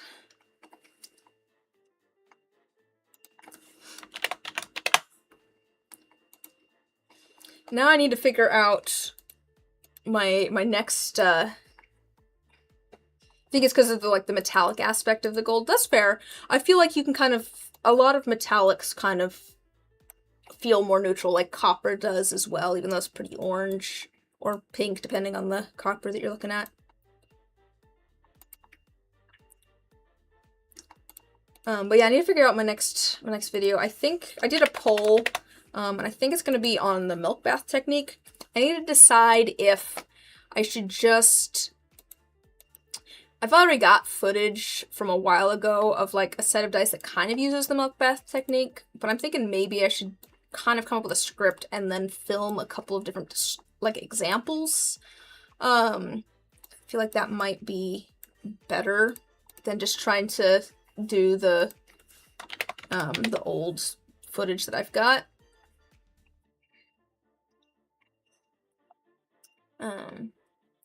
So I've started kind of writing up a very bare bones script there, but I might plan out some dice to pour, so it might be a little bit before my next video. Things are busy at the moment. The duck dice are adorable. You love that you had different scenes with each one. Yeah, it was... So the way that I, couple things about that video. I like how that video turned out. I liked the process of editing that video too. I've been trying to kind of like figure out how I want to edit videos, which maybe sounds weird because I've been doing it for a while, but it's like, what's my process going to be? Because it just takes me a while to edit. This one, I had all of the footage of making a set of dice. I put it all into my video timeline, and then I scrolled through it while just talking, and recording it. And then I went and, chopped up all of the audio that I talked about while scrolling through everything. And then I took clips from the footage that I had scrolled through and like put it over top of the audio. So it was kind of back and forth. And it's not too different from what I've done before. But I do think it was a little bit faster because I was just taking clips from the footage instead of trying to cut down the footage and then add audio to it. Slightly different, way of doing it. But I feel like the sort of, format almost of the video worked for me. Just kind of going through the process and explaining both why I did things certain ways and what I like and what I don't like and different things like that. So I kind of want to do, I think, more videos like that. Next one will be a tutorial, but that one I liked. I want to do maybe some more videos kind of like that. Oh, it's so much easier to just do a live stream, yeah. Very much a different, that was better. It is, yeah. There's pros and cons to both. I think live streams and videos are good for different things. And I like doing both of them. And I like both of them for different reasons. Like, live streams I like because I like chatting with people. It's also a good motivator to actually get some stuff done, which maybe sounds weird. Like, I feel like live streams are more about getting to, like, actually interact and connect with you guys. Just, like, hang out and chat. That's why I started out live streaming before I ever made videos. I used to stream on Twitch. Arts and crafts, making dice. And I started doing it during the quarantine as just, I don't know if I like that crop. Just as, like, a, excuse to, like, chat with people. And, like, because I was in the middle of a studio art class when the quarantine started. And I was like, I miss just sitting in the same room and painting with people or whatever. And I like the live stream. Yeah, so live streaming's fun. I think at this point I almost like making videos more. Like, not because I don't like interacting with you guys, because obviously I do. But it's kind of fun, like, I don't know, I enjoy editing. I enjoy being able to just, like, sit here and, like, put pieces together. Like, I like puzzles. And there's also, like, I maybe over-edit some of my stuff and do lots of little pieces. I should maybe do some larger pieces. But I don't know. I like the, like, editing process. And I like seeing, like, what I can make. Because, I mean, I'm making dice, but then there's also making a video, and there's something satisfying about having that end product of the video itself. I do want to figure out, so, like I was saying, I'm working on revamping my membership program, or my YouTube channel memberships, because I'm doing a whole, like, class from YouTube on it right now, which is a whole thing, which is kind of fun. And I did a poll asking what people would want to see, And the top thing on the poll was raw footage. I'm still trying to figure that out, but it sounds like people maybe would like to see more, like, long, uncut, footage of things. I just have to figure out what that means. I'm the one that put it on the poll as an option, and now I have to figure out what I actually meant by that.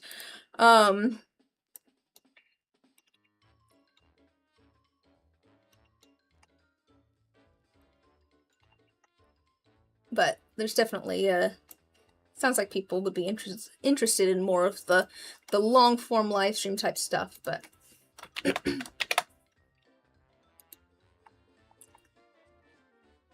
You know, I'm making things because I like making them. Whoa! That's not what I meant to do. Wrong button. Ah! Okay.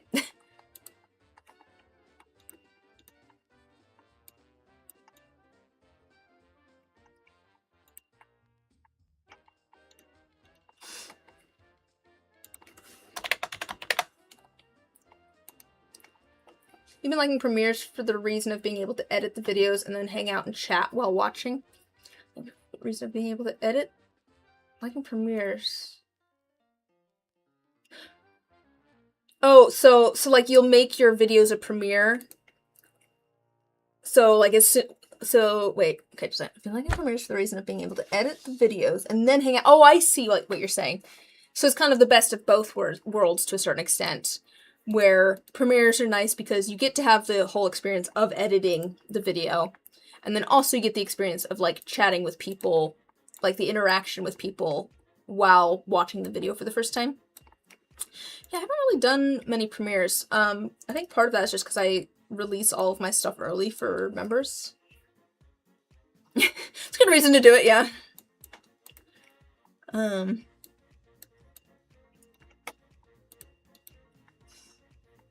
I very much wonder if anyone would show up for a premiere, though, too.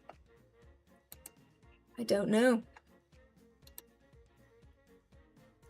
Might have to try that at some point. But yeah, most of my videos end up being early access for members, so I don't know if I can do both that and a premiere. That might not work. Don't know. That's rather bright. You've kind of held back on trying to sell much of what you make. Gives you more freedom to try the things you want to do rather than what you have to do. Yeah, that's absolutely fair. That's part of the reason I don't sell my paintings. I'm fine with selling the resin stuff. Like, the resin stuff, I enjoy making it, but I do also kind of view it as a job at this point. But, like, painting's my hobby. Like, that's what I do for fun, and so I can make whatever I want to make. I don't feel like I have to make stuff that other people want to see. Which, interesting, like, ultimately I think makes more interesting stuff. I end up making more interesting stuff that people like.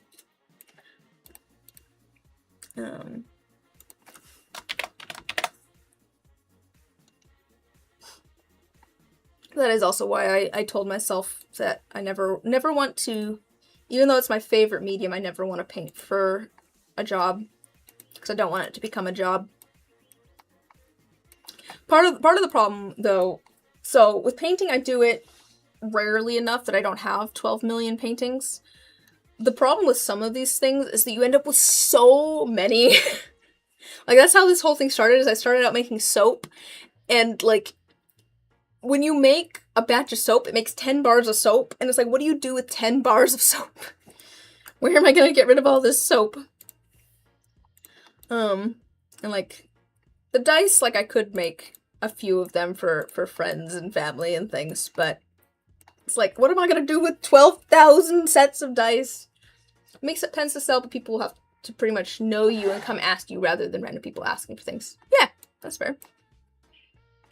Why is my cat... Just a second. I have a cat that is, screaming for some reason. Why is this... That's not what I want. Ah! Why is that? Ah! Uh-oh. I'm gonna go see what my cat wants. Yeah, or the wife just swipes when you show her. Yeah. I'm gonna go see what my cat wants. She's yelling. What? Why are you yelling? Oh, what is... Hi, sir. What is...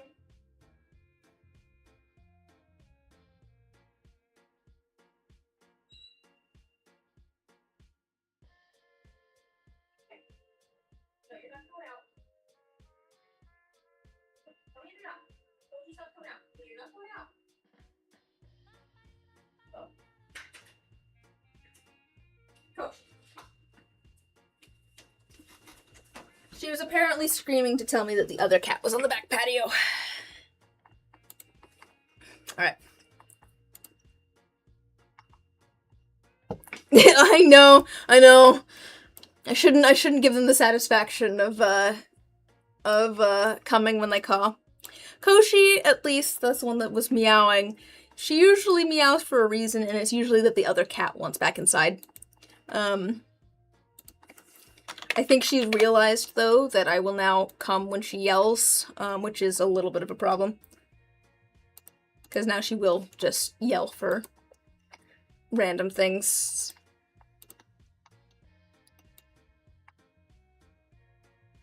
Too much of a pushover for the cats.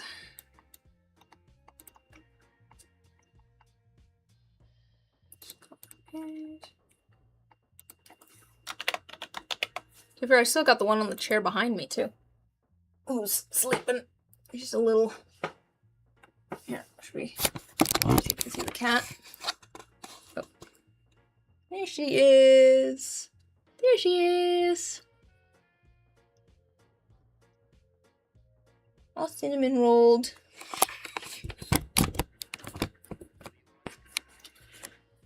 Let's see, Gracie, your dog, just walks up to you and noses your leg, goes to her dog door and stares at you all judgy. Fair. Yeah, that sounds reasonable. Koshi, what are you doing? You're just being weird. What are you doing? I think she's a little bit frisky, too. I think, really, she wanted outside, and she does not need to go outside. You don't need to go outside. That's not where you go. Oh, hello. She's... Ah! Don't step on my keyboard. She's apparently here to join us. Ooh! Say hello to the people, Koshi. Say hello to the people.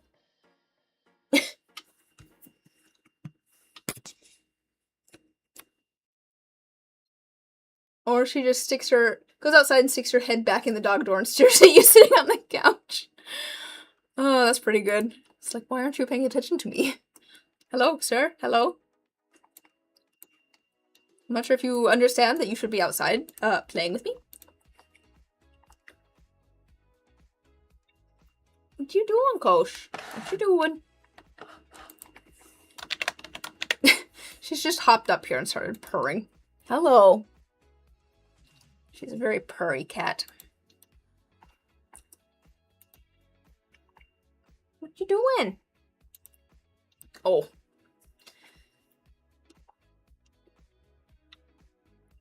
Koshi, no, you don't rub your face on the keyboard. I'm using that.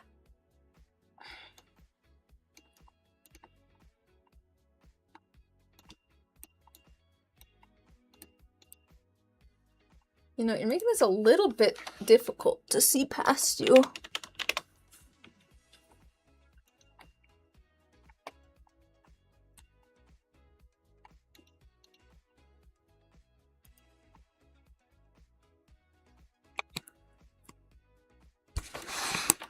And we'll just go to cat cam.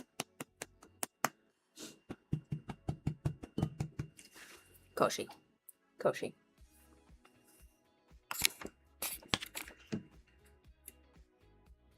Alright. Trying to get this done, girly. Trying to get this done.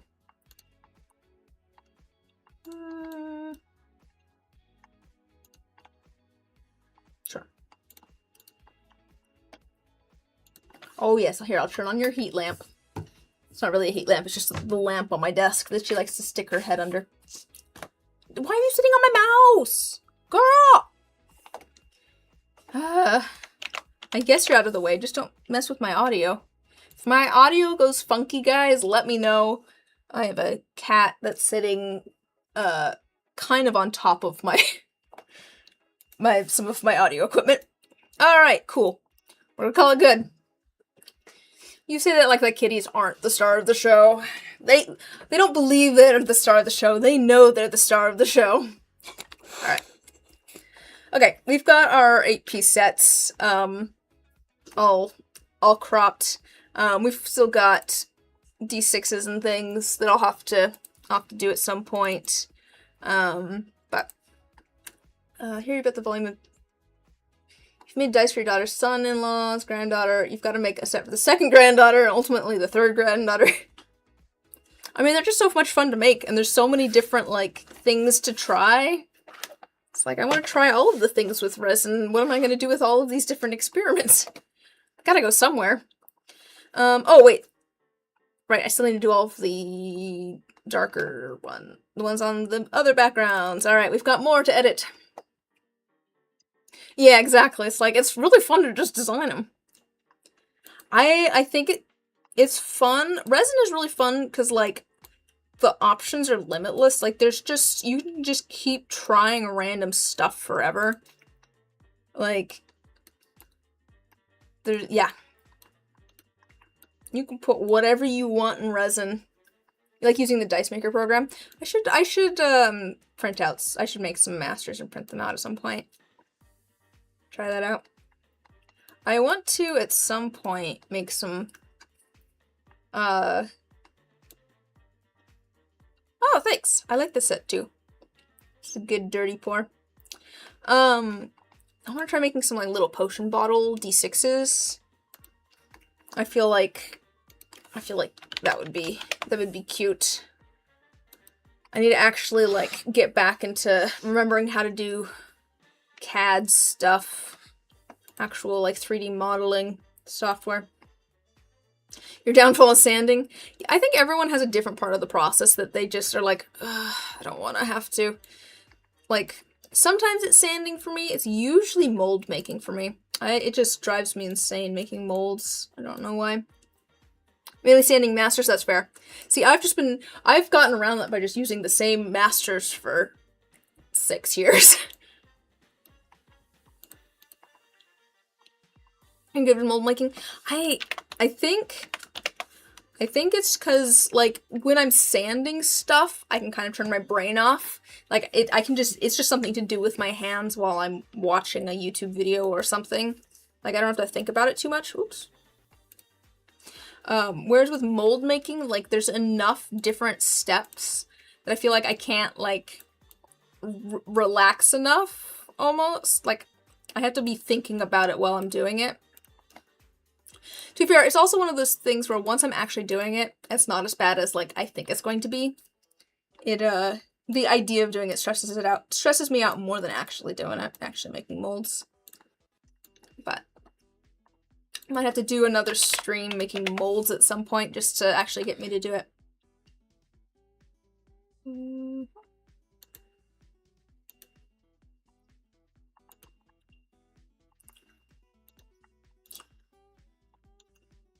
Yeah, at some point though, I'll make my own masters. I haven't done it before. That'd be a good video just in general, honestly. Just to like, because I feel like that'd be a good, like, video for people that want to get into it and aren't sure how to do masters. Like a video that's me learning how to make my own masters or showing it off. Could be good. You need to order some clear 3D resin and try making masters with that. Your eyesight isn't what it used to be.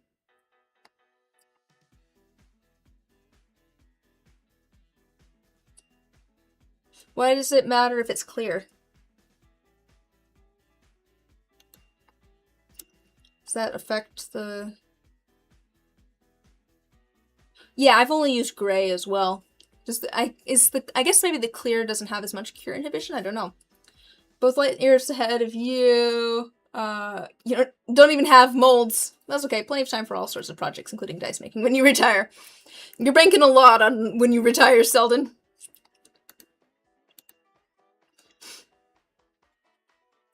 That's fair. Harder time seeing. I feel like sometimes I have a harder time seeing it on, like, the clear. Like, I don't know. I guess it depends what it is.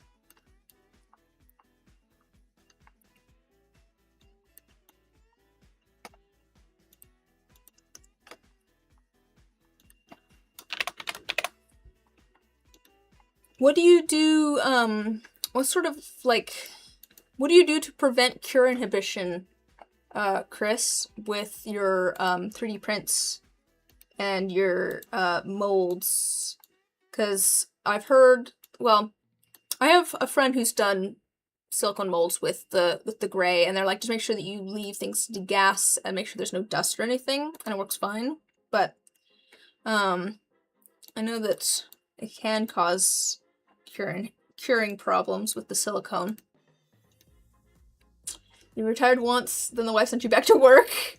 Hopefully retire again in about 3 years.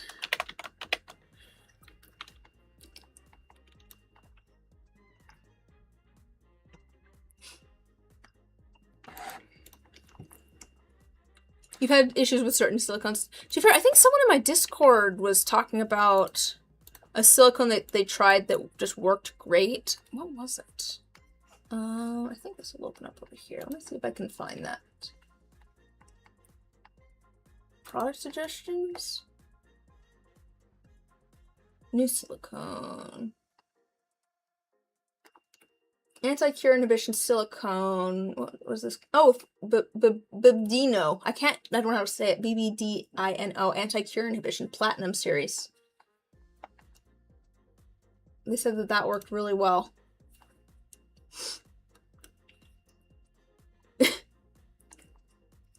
If your wife sends you back to work when you retire, your first question will be, who are you? Use Illumilite Red Mold Maker and it seems to be more tolerant. Oh, okay. You've had nothing but problems with that brand? I've never used it. I've only used Mold Star.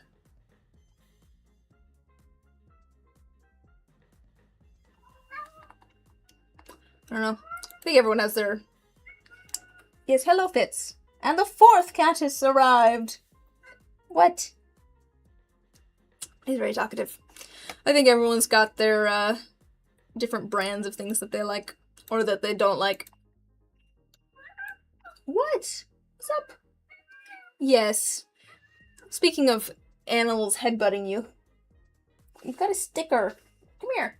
You've got stickers in ya. That's cheat grass. You don't need cheat. Oh, he's... I'm not following you right this second. He thinks I'm gonna follow him.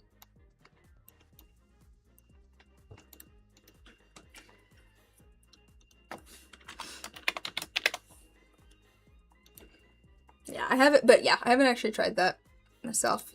But, I have another friend that's used the, I think, Mold Star stuff that I use and was like, yeah, it's fine as long as you actually prepare your blanks.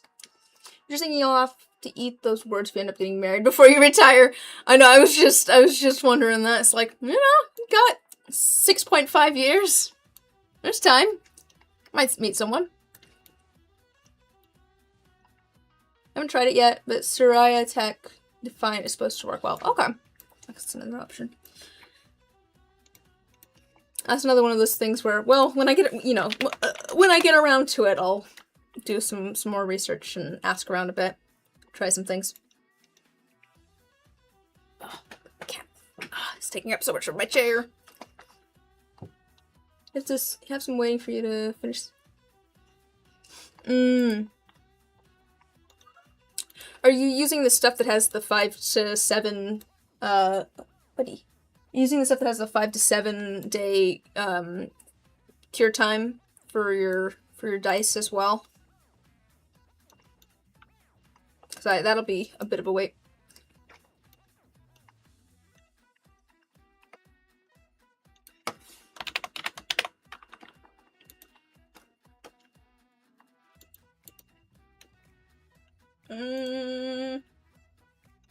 That one seems kind of blurry. I think this one's better. Yes, hello. There's a cat. I think he probably wants back outside. Let's see. I might go let him out. I might even take a quick break and go start some more water for some more tea. Use the bathroom. The one thing you notice though, I tried to make a mold out of...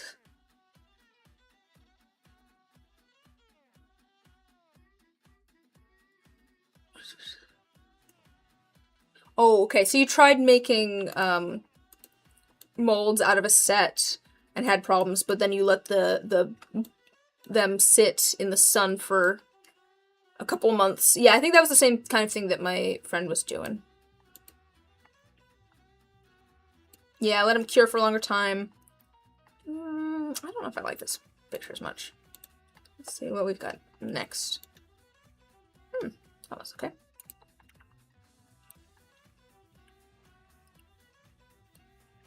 But yeah, I might, let me just sit here.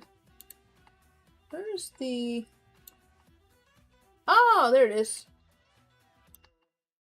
I was trying to find the BRB thing for,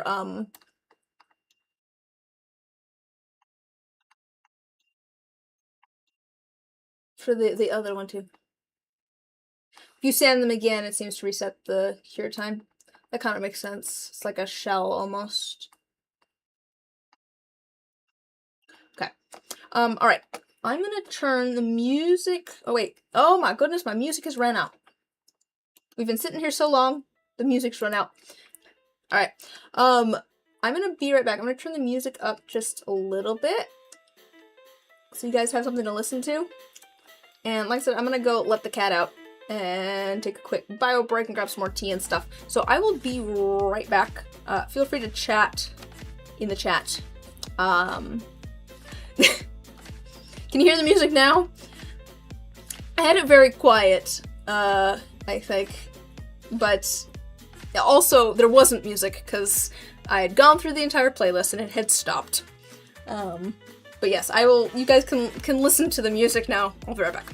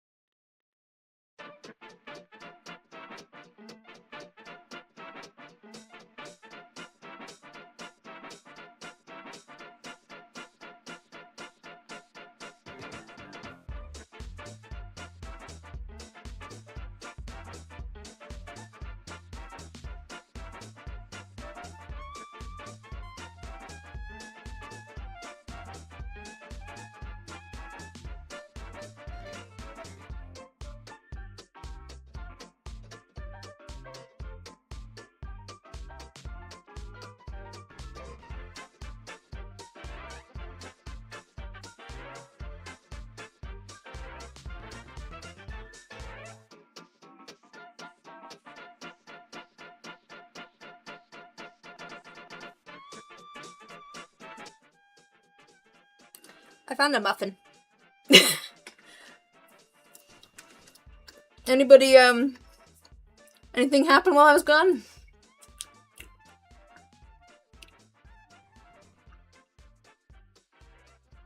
Yeah, that's the specialized silicone for 3D resin.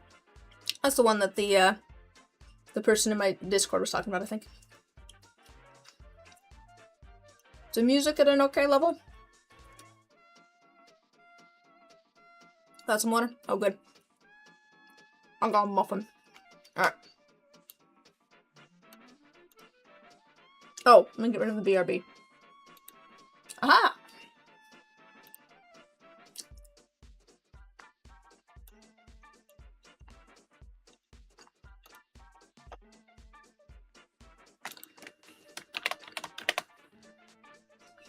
To be fair, I debated finding, like, cookies or something. I decided that I would go for a muffin instead. I wanted something that was a little bit bready and sweet. I don't know if I like that picture. I like this picture better. Try not to snack before bedtime. That's fair. It always gives me... I try not to eat too close before bed. I end up with a stomach ache if I eat right before bed. Especially depending on what I eat.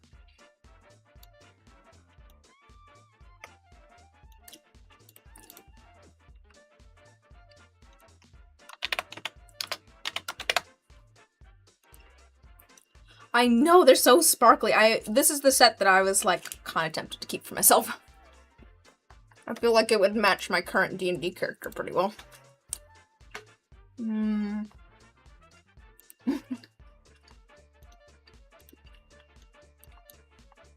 It really is just a reminder to me, too, that I should make more, sets that are just kind of simple.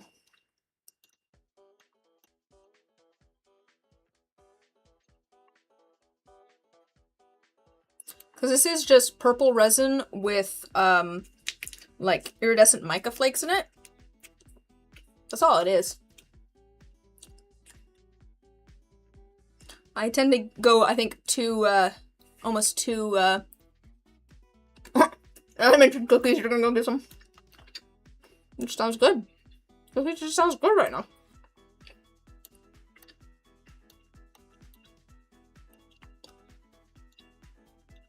I tend to want to go fancy. Okay, yep. Have a good one. Have a good one, Chris. Good luck. Stay safe. Hope everyone else is good. Alright. Yeah, what was I gonna call these? I was gonna call these something. I did name all of these, because I did put names on them for the Patreon. Oh, I called them Cosmic Conundrum. That's what I called them in here.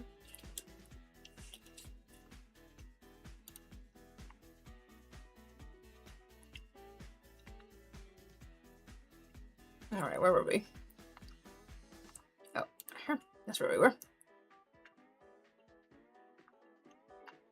Hopefully you guys don't mind my munching on stream. I did figure that a muffin might be quieter than cookies too.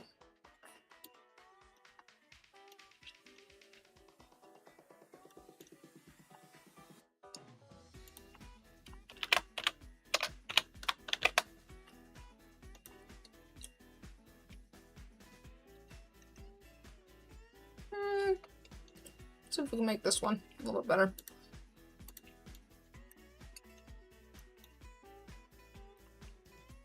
Just needs more, like, contrast, I think. Saturation.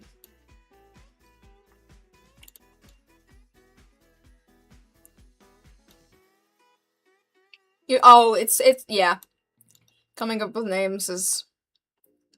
It can be fun. Like, I'll be honest, this time around, coming up with the names for things wasn't too bad. I don't know why. Sometimes, though, it's just, like, beating my head against a wall. I'm like, I don't know what to call any of these. I'm trying to name all of these. Here, we can see all of the dice. We've got Sugar Plum, Washed to Sea. Who sees knows if I'll keep that. Bowling Ball, Ever Changing, Autumn Awakening, Carnival Swirl, Cosmic Conundrum, Creature from the Depths, lemon lime. I called this one lipstick smear. I don't know why this set of dice reminds me of lipstick. It just does. Unicorn spit. I decided that was maybe a little bit better than unicorn vomit or unicorn poop. But it needed to be unicorn something. Ocean's treasure. Killer clown. Again, don't know quite why this one made me think killer clown, but it did. Road slush. I think it made me think of like old snow on the roads. Because you've got that kind of like purple and blue light quality to it, and then there's all this like orange, like kind of glitter. Well, gold glitter. Not that anyone can see or hear you, yeah. Neon parakeet, because I've got the feathers and the bright colors. Artist's paint water. And royal bloom. Whether they're good names or not, don't come at me. You didn't say they were gonna be good names. Uh-oh. There's a kitten here who smells my muffin. She does not need my muffin. This is my muffin. Ma'am. Excuse me, ma'am. This does luckily mean that I can actually sit in my chair now.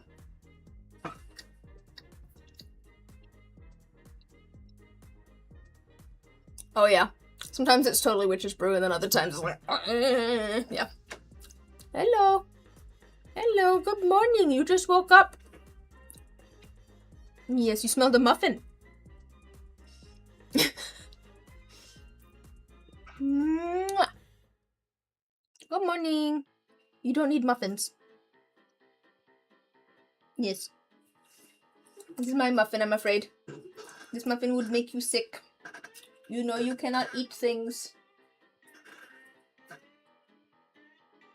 That sounds weird. She has a condition where she cannot have anything but very specific food. I know, you're so sad.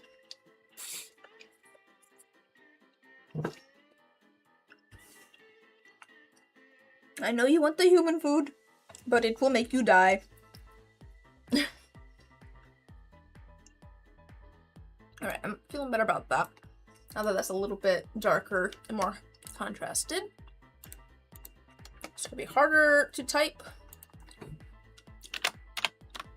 No, wasn't too bad actually. Yeah, no, my cats also always want whatever I'm eating. This one especially, the one that can't have it. She's still sitting here, by the way. Being sad.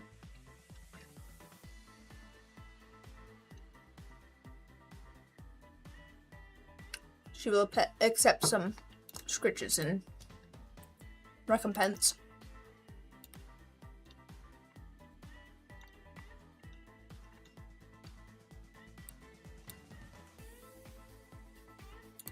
What are you sniffing around for?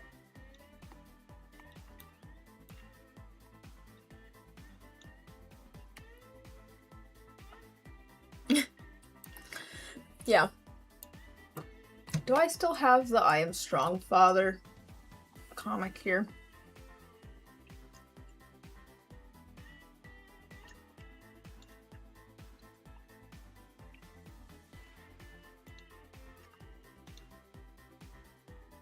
I do still have it here. I'll bring this back. Look at that. As always, it just amuses me so. Why is that not showing up on the vertical? Oh, there we go.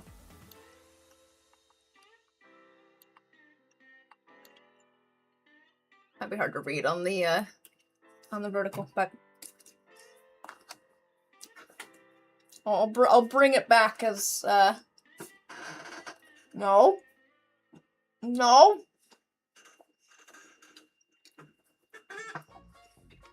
My favorite little webcomic that my brother and I quote to each other all the time about this particular cat.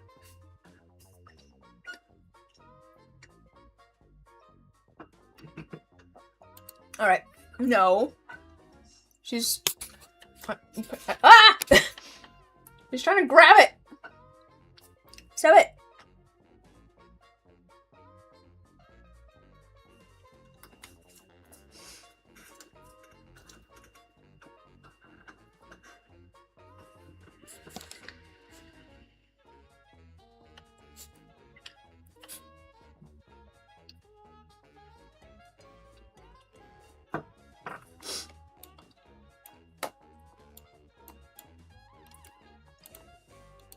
She really wants that muffin. I have 2 cats that absolutely love muffins. This is one of them, and then Koshi's the other one. And I've discovered that I have to throw the wrappers out in the kitchen trash, which is taller. I can't do it in my office trash here under the desk, because they will drag it out of the of my office trash here and completely chew up the wrapper around it, and spread crumbs all over my floor and little bits of muffin wrapper. And I don't know which one of them it is. It could be this one. It might be this one. It might be Koshi. They both like their muffins.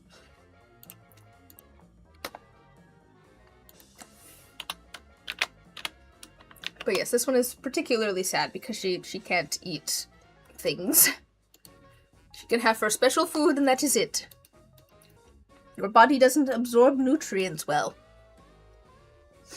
She's got like inflammatory bowel disease, so like it's basically like an allergic reaction.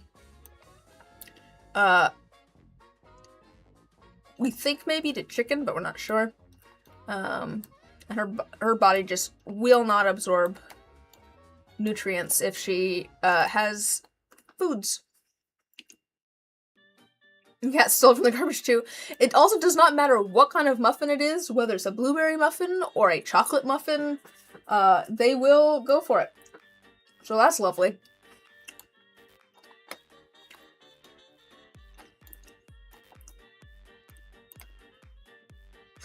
Yeah. So I might finish this and then go run and take it to the kitchen and also grab a new cup of tea. Oh, speaking of tea, no, you also can't drink my tea. Ah! Oh good, she's leaving. Oh good, she left. I have my chair and my desk back. Yay! Okay.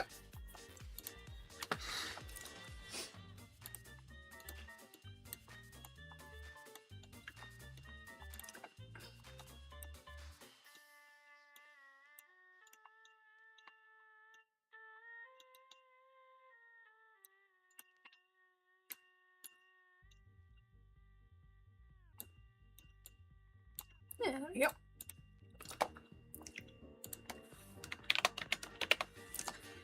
But yeah, they're sneaky little rascals.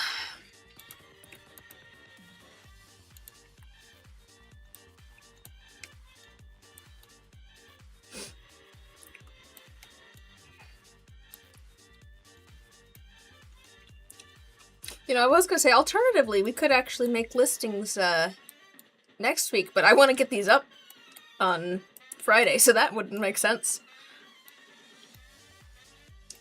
Alright, let's see here.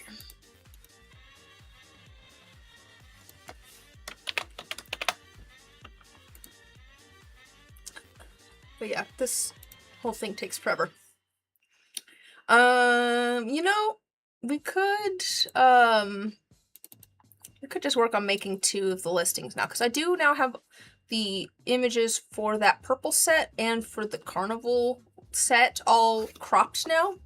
So maybe we make a couple of listings and then we can come back and crop some more photos.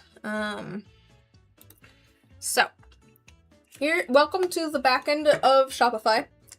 As mentioned, I'm going to try and be careful not to... Here, I'm going to scoot this over for the vertical so you can see some of the important stuff.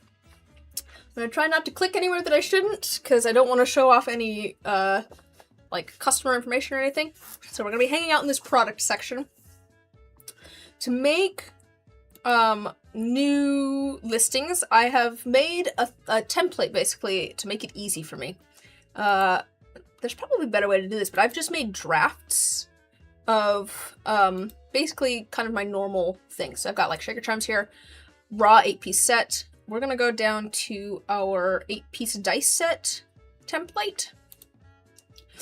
And I'm just going to duplicate. So we can say, what handmade, what did I call this? Oh, should we start with the purple? Oh, Cosmic Conundrum, that's what it was. Cosmic. How do you spell conundrum? Conundrum? How do you spell conundrum? Conundrum? C-O-N. Oh, only one N. Here, conundrum. Nice. Set. How do I usually have this?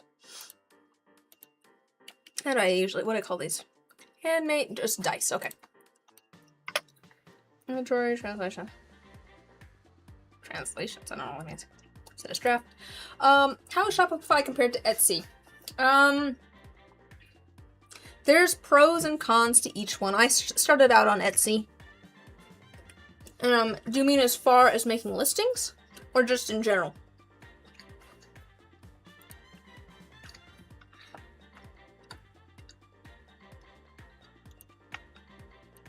I'm not going to go in and find all of the ones that we've edited or cropped.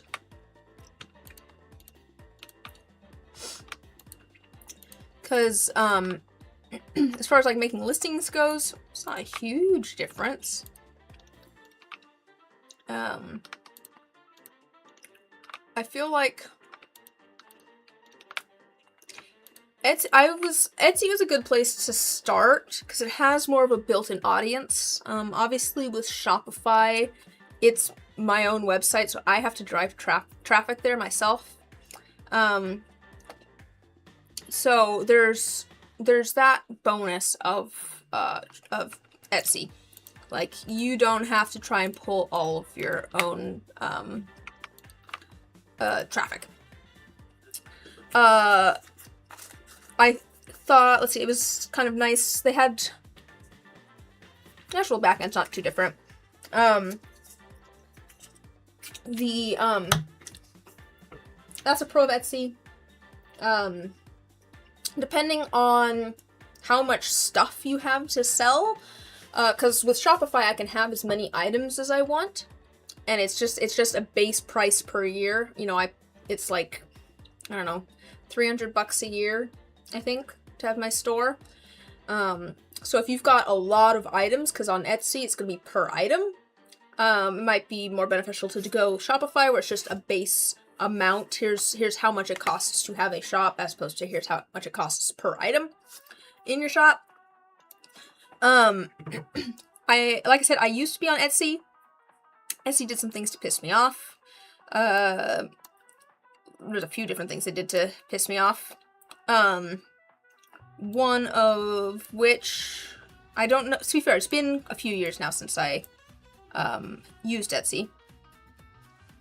So it's possible things have changed. But let's see, for, at one point there, if you made over a certain amount of money, they could use your pictures of, like, images of your items in their ads and then charge you for the ads, and there was no way to opt out of that. That pissed me off. There was, I can't remember what the other thing was. There was like 3 things that did that. That was one of them. The other thing that annoyed me was when they introduced the star seller thing, which I was fine. Like, I had that. I had good enough ratings and did things quickly enough. Yeah. So it was, again, it depends on kind of, you know, yeah. It's gonna depend on your shop and what sort of traffic you can drive and things too. there's pros and cons that you'll probably need to weigh on your own to a certain extent. I mean, you do have a YouTube channel. I think I get traffic from my YouTube channel because I put my shop in all of my descriptions and things. People come and check things out. But yeah, with the star seller thing, like the requirements for that just felt like they would benefit drop shippers and larger companies more than they would benefit individual artists. You would noped right out of there too. Because it was things like responding to customers really quickly and shipping things really quickly. And it's like, I get that those are things that you want, but also the people that are going to be able to do that are the people that can hire multiple people and have someone whose job it is to respond to all the messages or things like that. Like I said, I had the stats to have that, but it just annoyed me that it seemed like they were prioritizing, not prioritizing artists on their site when they kind of market themselves as a site for artists. By the way, what I'm doing here is I was just rearranging my images. Oh, let me move this back over here for that. Just rearranging my images so that they're kind of mixed up and we've got kind of a good mix of things. So this will be, I don't know if I want that as the cover image actually. What should we have as our first image? Do you want this as our first image? What should be the like image that shows up on the store page?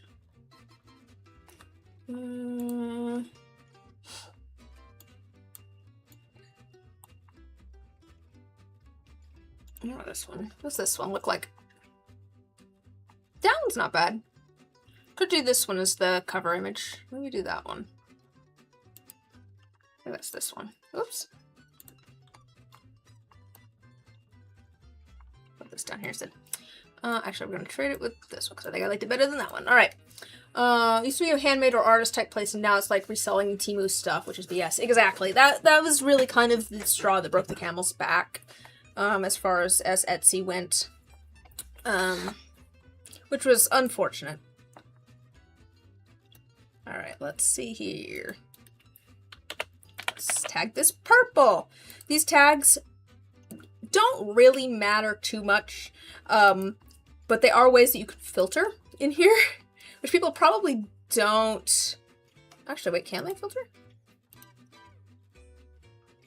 Oh, can they only filter by availability and price? I thought I had it so that you could filter by tags. I'm gonna have to go in and get that fix that. Because for a while there, I had it so that you could filter by those tags, so you could look up all of the purple dice, for example. Alright, I'll have to go in and I think I changed around some things in here. I think I changed maybe the shop format that I was using. I'm glad that I got this back though. Look, I have it so you can see reviews. I had that down for a little bit because the service I was using was being a little bit funky. But yay, now you can see reviews on my site again. That's off topic. Alright, let's go back to this. I'll figure out the tags stuff later. The tags are kind of nice because you can use tags to automatically add things to collections, but I can also specifically add things to collections. Actually, speaking of, I might make a collection. Can I make a new collection? Add new collection. This is going to be, I tend to make collections for each time that I add stuff to the shop, just so that I can then link to all of the new things like on the front page. So this is going to be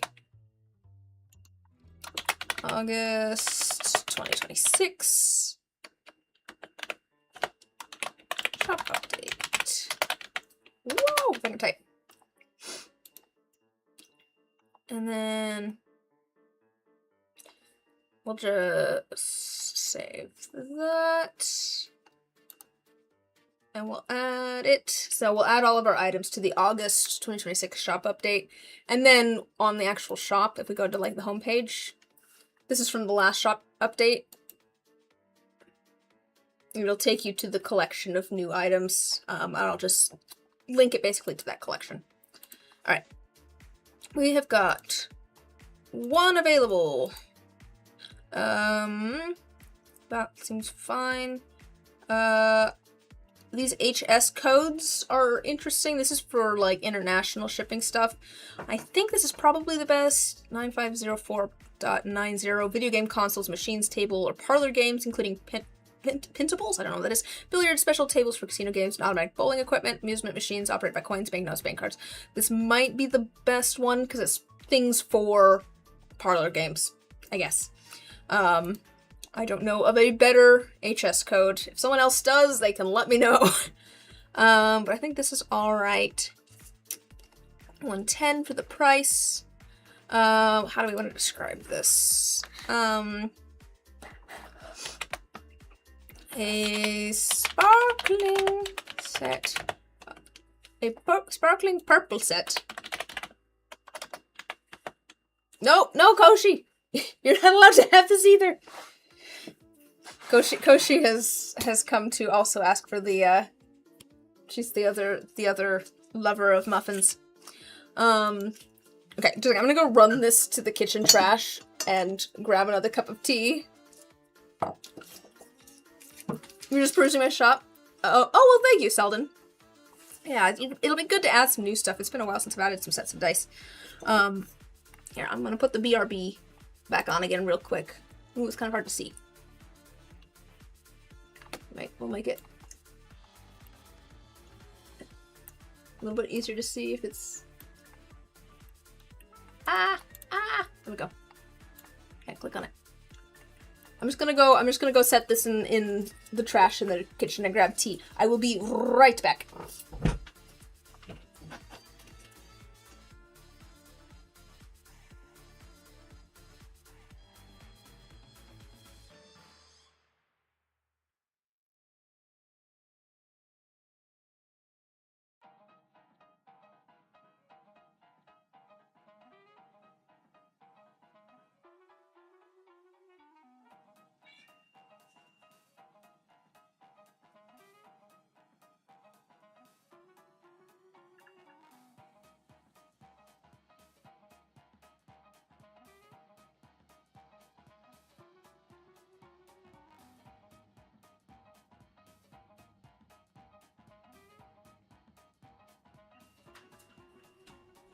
Did you keep them entertained, Koshi? Did you keep them entertained for me? She's still here, so, you know. Well, you can see the back end of her. Alright, I'm back. There we go. Got my tea. Okay, I think... Oh, yes, we just need to describe... This is a part that's always been difficult for me. Figuring out how to, like, describe the set of dice. A sparkling set of...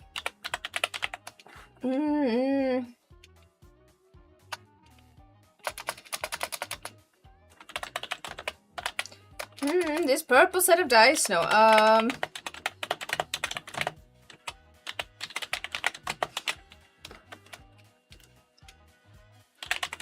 let's see.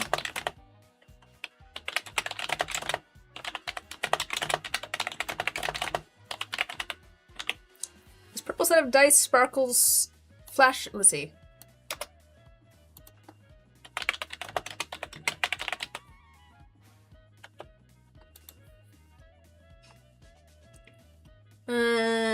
This purple set of dice flashes. What do I usually write? It's been so long since I've made dice. How do I usually describe things? I usually go very, very straightforward. Shimmering light blue drips through flecks of purple and copper in these dice. The numbers are inked in a bold orange. Okay. Flecks of orange iridescent glitter. Sparkle on the inside of these purple dice. They are inked in a soft copper color. There we go. We'll go straight forward.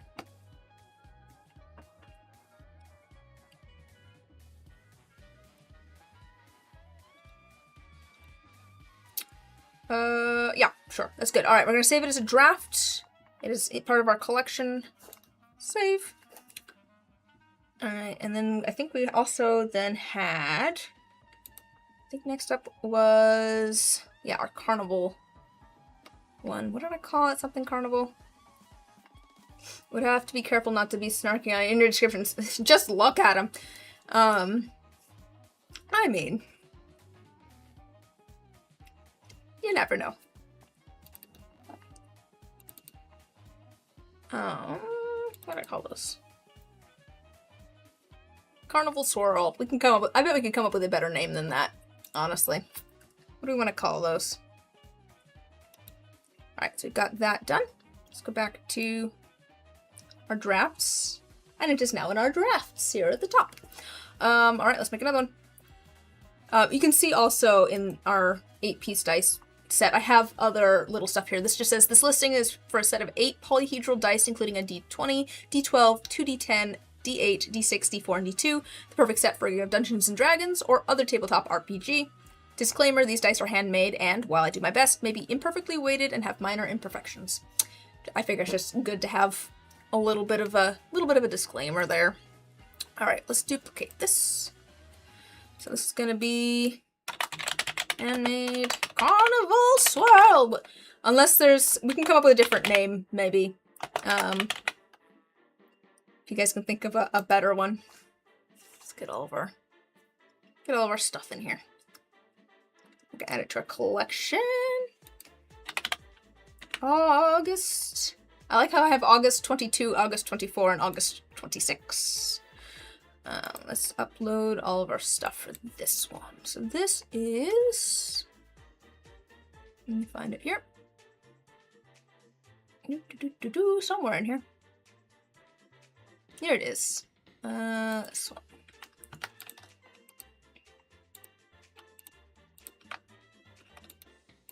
This is the one that has the slight bubble on the D20 too. So I probably in the disclaimer section will make a note of that. Just because I want to be, you know, straightforward and upfront. Don't know. I'll probably leave it at the normal price because I do really like this set. I think it's a pretty set. It's just got that one little flaw to it. Still a usable set, completely usable set. It's just got a little bit of a bubble on one side.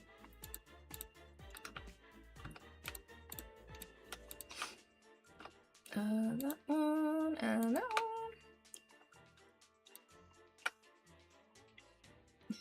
You wouldn't really do it, but you're saying it in the back of your mind. That's fair. That's fair.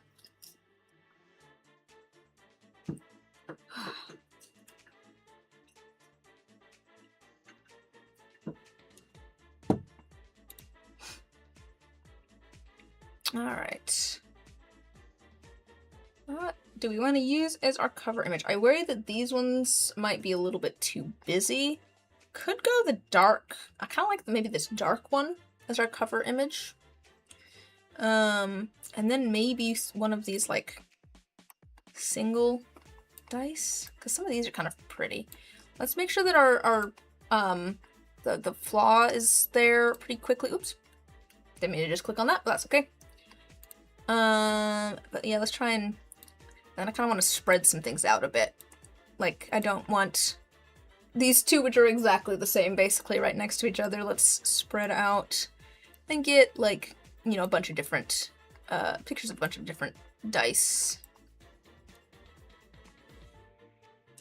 We'll put the D20 in there again. Actually, we'll put that there. I think that's better. I'm just trying to mix things up a bit so that it doesn't feel like it's the, ooh, this is a good picture, actually. It's the D20 there. We'll move that. I like it to feel like there's, if it's like it's a little bit, like they're all separate images.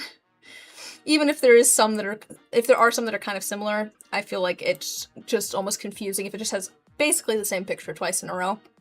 But that might just be me being a little bit weird about it. I think that's might be good. Nope, we're gonna move that up. Yeah, I think that's fine. Rainbow colors swirl over surface of these. This is how I type and talk at the same time. How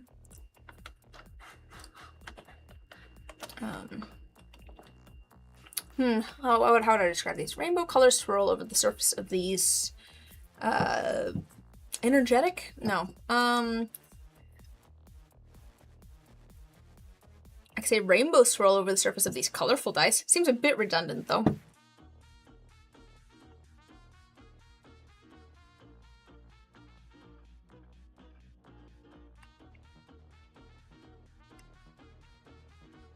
Playful? Maybe playful. I could go with playful dice.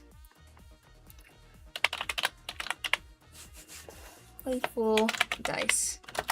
They are inked. Let me put capital T.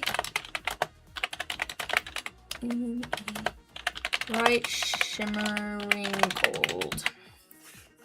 Sure. Alright, I think... Oh, let me make sure that we've got... I'm -1. One available. And I think... I'm gonna... In our tags, we'll put rainbow, even though for some reason... my tags aren't showing up in the shop at the moment. I'll get that figured out later. Alright. It's in the D&D dice sets. I think that's all good. This part's actually going a lot quicker. Oh, I wanted to also add a note. I'm gonna say... these dice are handmade and while at best may be imperfectly weighted. The D20 in this set has a small bubble on the one face, which should not affect rolling. That seems fair, right? I'm gonna say shouldn't. Alright, I think that works as a draft. We'll save that.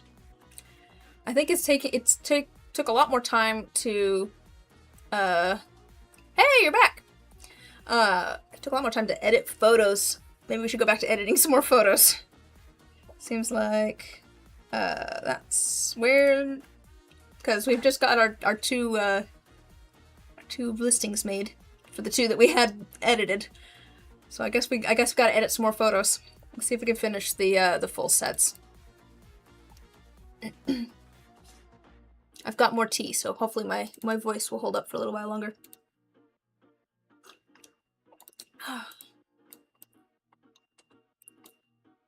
Yeah, these definitely show up a lot better on the dark background. This might be the like cover image for this set of raw dice.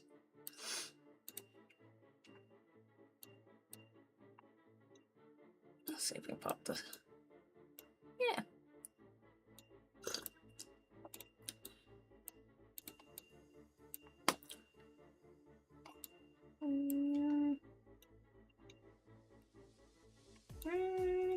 Yeah. You rewatch the listing part later. You just keep getting ideas on photo setups for future endeavors. Yeah, I don't think I've done anything particularly interesting with these photos, but I'm going for... I want them to be visible more than anything. I'm going more for visibility than fanciness. Oh, this one has kind of like some bubbles in it too. You can kind of see in the D6 there, along the feather. Interesting. Didn't realize that. Anything here? Call that good.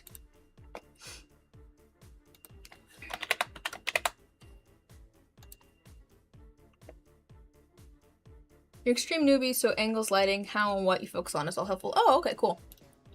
Yeah, happy to help where I can. If you have any, like, questions and stuff, too, I'm always excited for people to make stuff.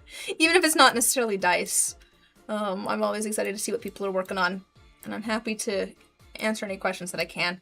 I was thinking, I mean, I don't know that, I think the biggest thing, honestly, with any product photography is just lighting. Like, you just want to make sure that you've got enough lighting.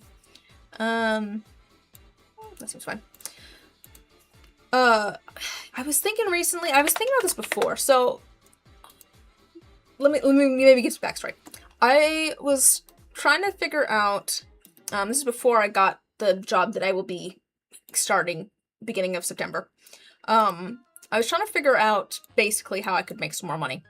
Because I'm like, it's really not working for me at the moment with the current job and the YouTube videos. I don't really make much on I make a bit from Patreon, but I really don't make, enough to live by.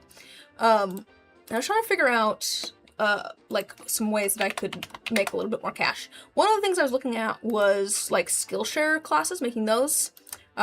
Long story short, though, I applied, got rejected. Apparently they didn't want dice videos. But one of the things I was looking at on there was that along with like making, educational videos, you could basically like set up to like, I guess maybe like consultations would be kind of the right term, where like you can like hop on a Zoom call for like an hour with someone, and you can like pay to get someone's like input, like one-on-one, I guess, stuff. It could be a consultation, it could be a class on a specific subject or something. But the idea was that it was like you pay and you for a certain amount of time and you have a one-on-one with this person. It's like, I could see doing something like that. Because, like, I enjoy, like, I like just talking with people. And I'm always excited to see, I forgot that there was glitter in these. I'm glad that I have this on the dark background. That makes it show up a lot better. But I was like, it might be cool to set up something like that. Oh, here, let me read through this real quick. If it isn't sunny that day, it generally ruins your attempt at good lighting. Yeah, I can show you the lights that I got. There's a turn in Croatia that attempted to start that to supplement things. You're not sure how it worked for him. To be fair, at this point, I'm not worried about it because I do actually have a job that will pay me a living wage now that I start in September. So I'm not as worried about it from a financial aspect. Where I was going with that anyways was that I was looking at making Skillshare classes to supplement some income, but I got rejected from that anyways. But that was the thing that they had. At this point, I'm like, that could be fun. I don't know if anyone would want that, or how I would market it, because it's like, do I market it as I'll help you figure out, your next resin project, or, but I feel like something like that would be fun. But here, let me show you the lights that I use. I got them on Amazon. They weren't super expensive.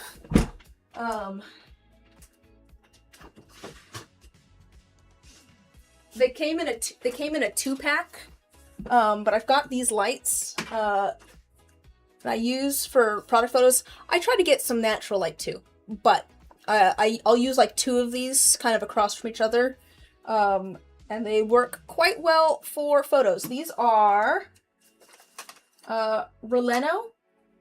Let me grab a link. I might grab an affiliate link, which here, let me go over here.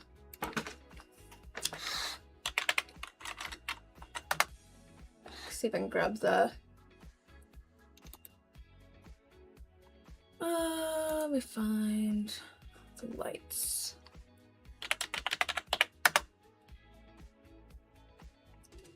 Aha, here they are. How much are they actually? Let me see. I say not too much. They're listed at $130 for the 2-pack. I can't remember if that's how much. They might have been on sale when I got them. Let me get a link.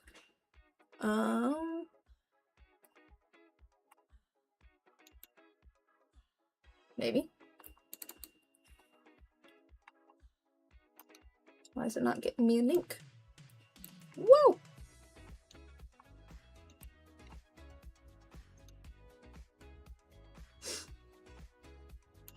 Ah, there we go. Alright, just a heads up that this is an affiliate link.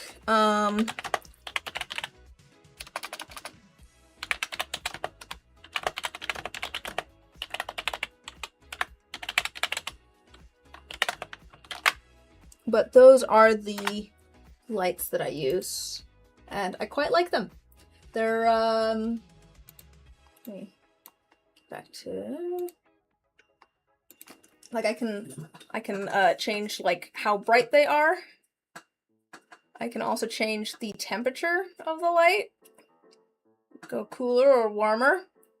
So, it's just, I don't know, it's just useful to have an extra light. I think you got a similar one when you made that photo booth for your daughter's wedding, but smaller. Oh, I mean, you might be able to use that. I went searching for lights at one point because I realized I was trying to do video of something, and I realized that when I was trying to use just like a regular lamp, the like refresh rate on the lamp lined up poorly with the shutter speed of the camera, and so I got like a weird like dark light effect on my video footage. So I was trying to find something that was built for working with video, so that I wouldn't get that weird issue. But if you're doing, if you're not doing videos, then it might not matter as much. Yeah, the booth's currently held hostage by the oldest daughter. Fair, fair.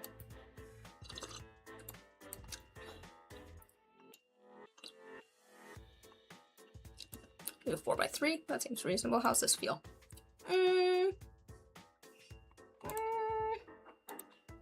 How's a square feel if we do it like that, maybe?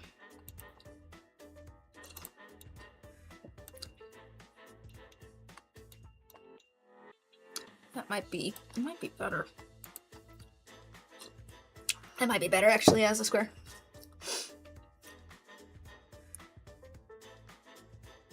Oh, that's fair. Didn't want to have to bring it back. That, yeah. Might be more trouble than it's worth. I wonder if I can do 2 separate crops on this thing for 2 different pictures. Because I've got this crop now, which I do quite like. Oops, let me move this back. There we go. I'm wondering if I could like crop the other 2 dice here.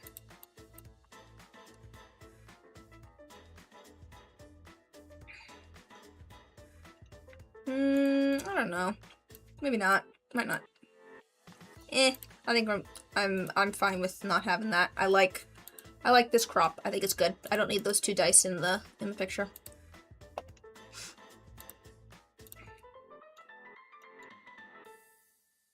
Okay. This one's not bad either.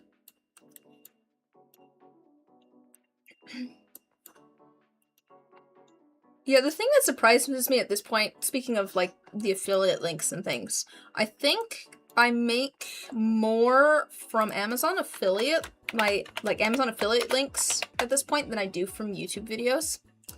Although obviously I'm probably getting that traffic from YouTube videos.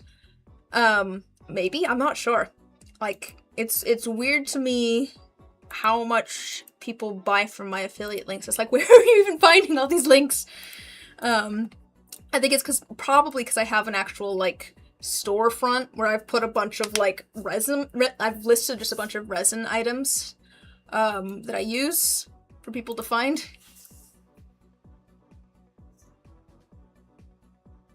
Do you feel that black background darkens up the dice too much? Since there's a bit of clear, does it change the character of the dice?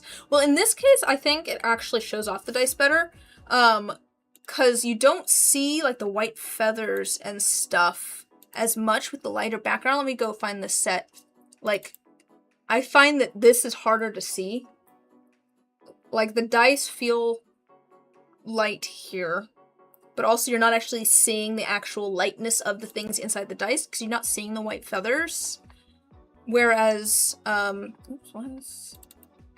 know, you can actually see the white feathers in this dice. I almost feel like the dice feel lighter here. It does change the character of the dice, maybe, like you said, but I think it has to do with being able to contrast what's in the dice with the background. I didn't put all of my dice on a black background. You can see that I didn't put, for example, these green dice on the black background, because I'm like, they are just clear. You're not going to be able to see, like, you're not going to be able to see much of anything with it on just black. But there is that kind of opaqueness in here with the feather that I think it's easier to see on the black. I did try the green on a brown background because I thought that that might work okay. It seems like it worked okay. I might need to do some slight color grading stuff, editing. Oops, that's not what I wanted to do. Let's finish up these. I'm gonna just... Sometimes it like doesn't realize that I've cropped some of these. So the analogy in pen turning for this, that is tube colored with anything less than opaque dice. Oh, where you can see the actual like color of the metal tube on the inside of the pen. Like background color. Yeah, I mean, it's something to keep in mind. Obviously. Like when you're making the pens, like you've got to be thinking about the opacity of things. That was something I think I talked about. I did a video at one point on color theory for resin pouring. Sometimes the brass tube color, yeah, depends on what colors you're going to use with it, and also probably how translucent the color is and whether it's something that'll work well with the brass. Other times, painting the tubes, the holes for the tubes is necessary. Yeah, that makes sense. I hadn't thought of painting them. That's a pretty good idea.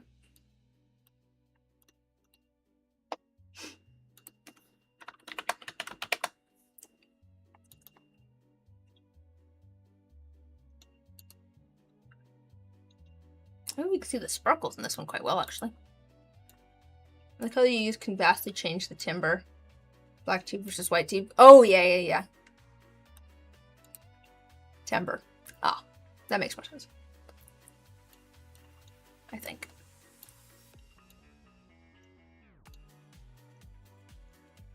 Yeah, no, but that was something that I talked about in that video about color theory was translucency and how you actually have to take that into account with resin. You don't always have to take that into account with every medium that you work in, but being able to see one color through another color can really affect things.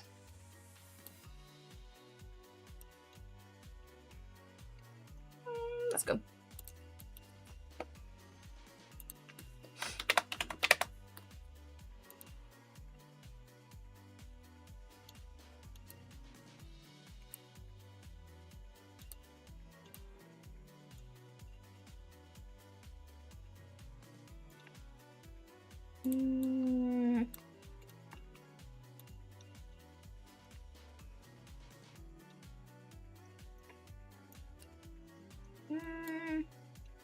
Oh, that did.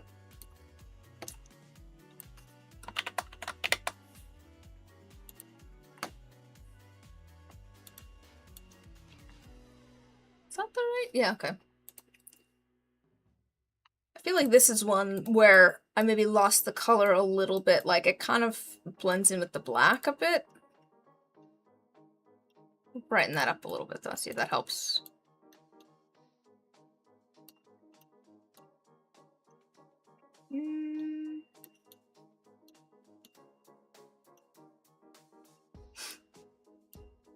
We'll look at this compared to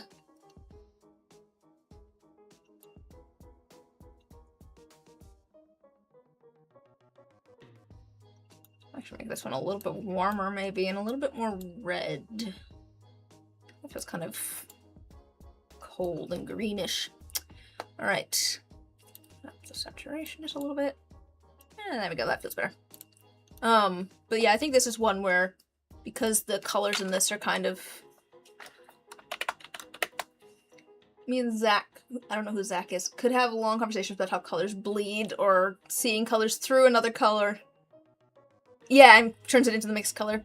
Oh yeah, I enjoy color theory a lot, and just understanding how colors work is really interesting to me. His issues with his blue and yellow Michigan blanks.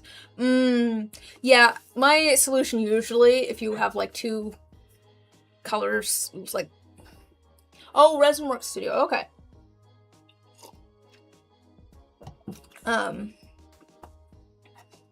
Yeah, I tend to just go for opaque colors if if I know that the colors aren't gonna play nicely. One of the YouTubers you watch on Saturday. I add that to my list. I asked yesterday for art, like craft and art channels that people watch, because I was curious.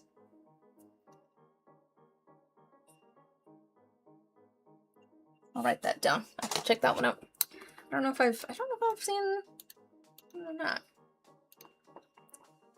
I feel like at this point I watch fewer craft channels because I make my own crafting videos, which is maybe a little counterintuitive. I watch more like Let's Plays and stuff. I think probably because if I'm watching craft channels, I'm thinking too much about, like, what can I take from this to make my videos better? It's like it turns into work almost.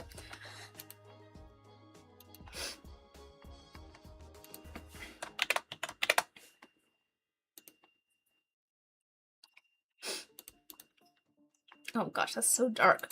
I bet we can brighten this up a little bit to... Let's see if we can...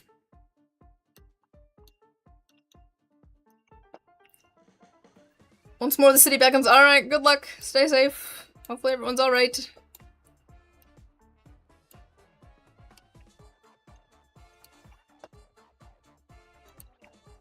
This apparently is turning into 12-hour stream, so I'll probably be here.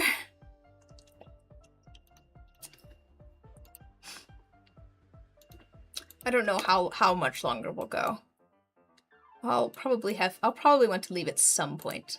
I'm honestly surprised that my my voice has held up this long.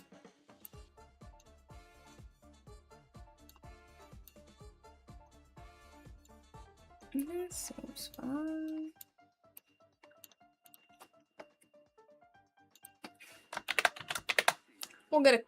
Let's see if we can get all of the full sets.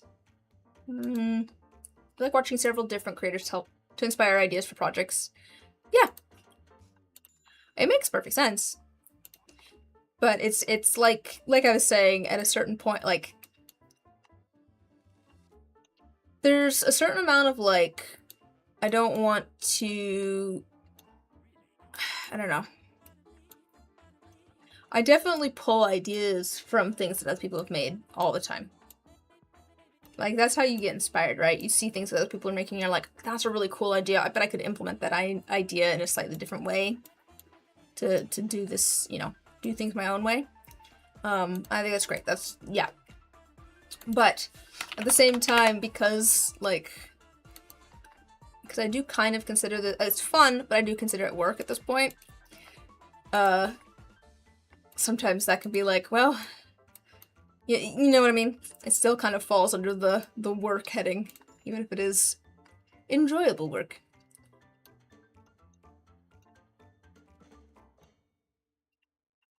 Yes, cool.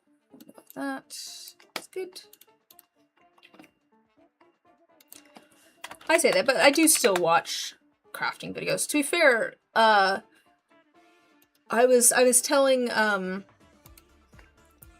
was talking to a couple of friends recently, and I was like, you know whose like videos I kind of want to emulate, and I was like, this is gonna be strange because it's kind of outside of my niche. Is Dolliteful. I don't know if you guys are probably not the demographic for it, but it's a person who customizes dolls, and it's just very interesting to me. It's cool. And and it's just a bunch of different skills, cause like it's sewing, it's like painting, it's all sorts of different things. Fun to watch. But I like how she does her videos. And it's very much also like a from start to finish type thing. That was what I was thinking of while I was making the duck dice video. Was like, here's all of the different like little steps and processes and different types of skills almost, I guess, that went into this set of dice. Like I kinda wanna like emulate that sort of style more. But I still like watch her videos for fun. Still occasionally watch like Evan and Caitlin. But maybe I should get back into watching more like craft type channels. That is part of the reason that I asked for what craft channels people watch the other day. It was also for research purposes.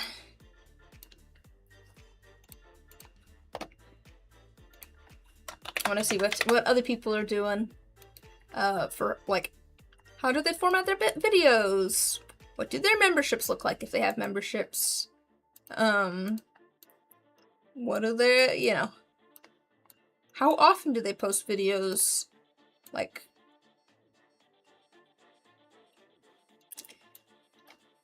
I would like to get back into posting more videos again, but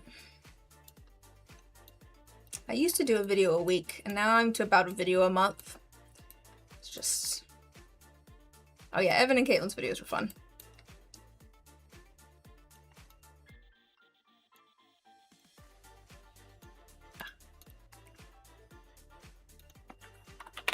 They've definitely gone the, I'd say the entertainment route over the education route. That's something I've struggled with for a while too, trying to figure out kind of like what's... I think I've ended up more down the education route than the entertainment route. Which, there's no right or wrong answer there, but...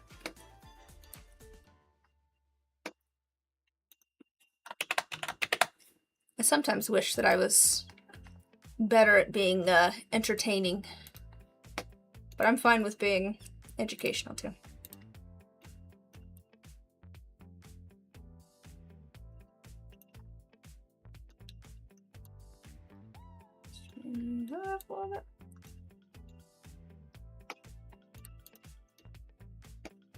Some of the others to Ribinator. Yep, watch Ribinator. Nick Zametti. I've also watched him. Pole Barn Productions. I haven't seen... I don't know of that one. I've watched the first two, though.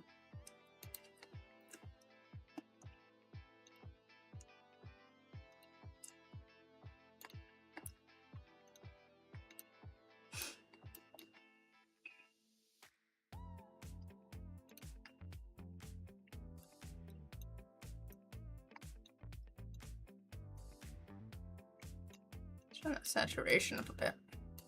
There we go.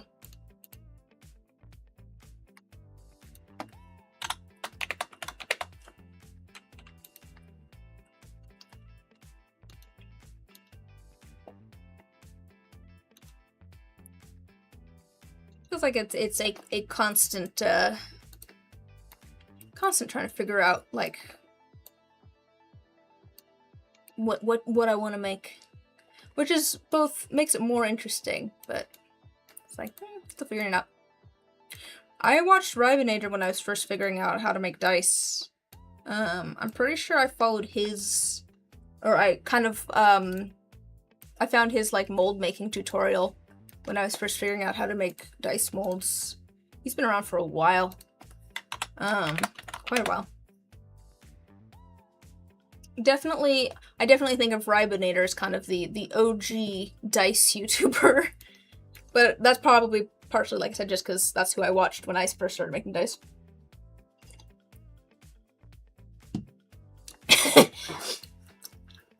I'm make a lot better of a job of it than you are. I have 200 times your subscriber count, if not more. Well,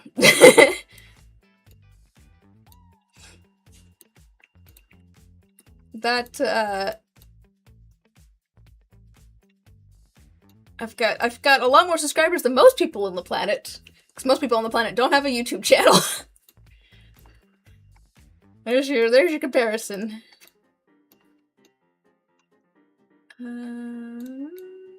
Up a little bit.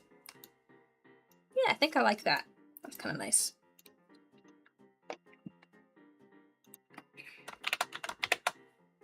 Ben's Works, Nicole and Ben's Works. Oh, yeah. I think, were you the one that mentioned that in the Discord yesterday? Because I know that was on the list of folks for me to check out. The name is so familiar and I can't think of... Oh, okay. It's on my list. The name's very familiar and I can't think of who that is. I'm also curious, this is gonna maybe sound weird. Just got to, you got 150 subs, nice! That's for your gaming stuff. Oh no, that's for, sorry. I glanced over. You got to 150. Yes. Because I think Selden does some gaming video stuff. 150 is exciting. You have a whopping 35 subs, but it's all good. You'll do your videos for fun. No plans to make money off of it. I mean, even you guys want to know how much money I make off of my videos? You guys want to see the back end of my my videos? I can show you how much I make on my videos.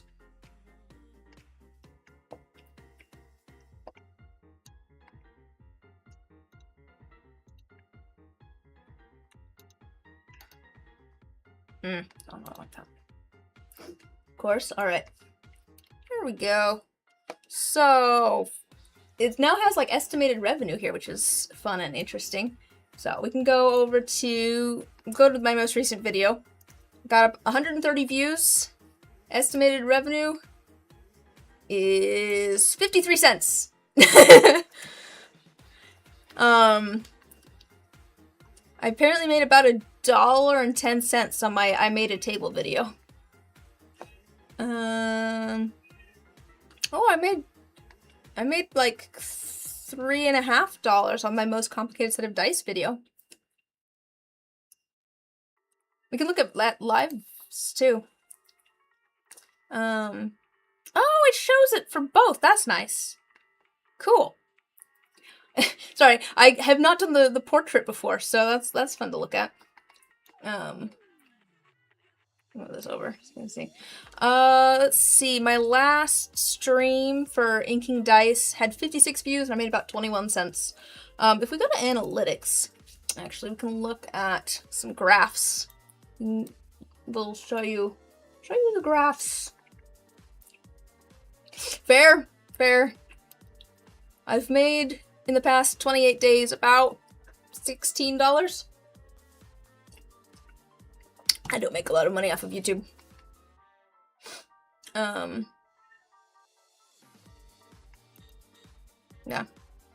Yeah, subs have been a little bit weird lately, but watch time's up. Top content in this period. How to make liquid core dice, I will say, is my that one. If we go to that video, I've made some money off of that one. But that's because, let me show you how many views it has. That was from a while ago. That was a very early video. It's also absolutely my most watched video. Yeah, see, if we go back, I've made some money off a couple of these. Like, All About Resin Colorants, that got, like, 3,500 views, and I made about 20 bucks. But let's see, let's go back to... Where's my liquid core dice tutorial? Right here. So this is my most viewed video. It's how to make liquid core dice. It has 148,000 views or so.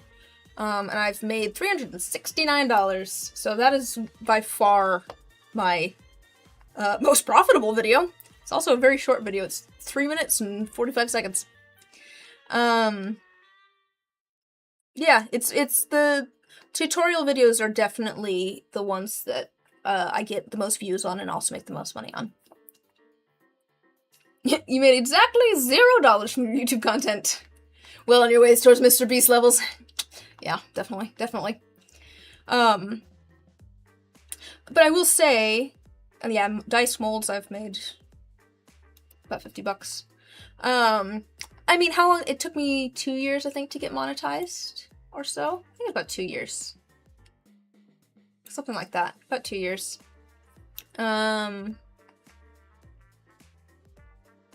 Yeah. But I don't make a lot of money off of the YouTube videos, but I do make some money off of Patreon. So that's also why I'm working on revamping my channel members, because that's kind of where I actually get money from. Alright. It's more from people contributing directly than from AdSense.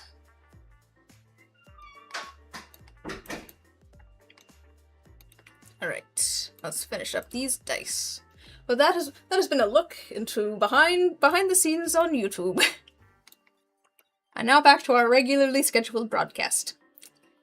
I think that's fine. Yeah.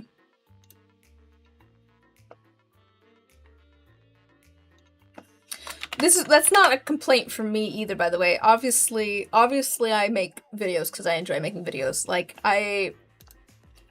if I make 53 cents from a video, it's fine. It's also not all about the money that I make from specific videos too. Like,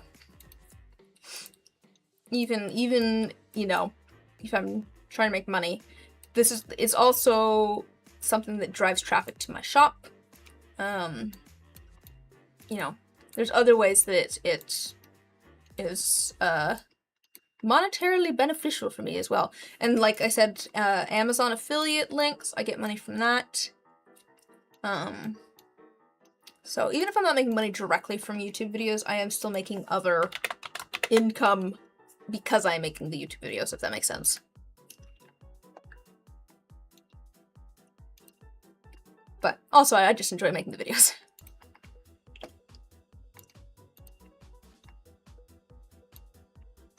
These ones are sparkly looking. I kind of wish it was the only one here and I didn't have the stuff down below, though.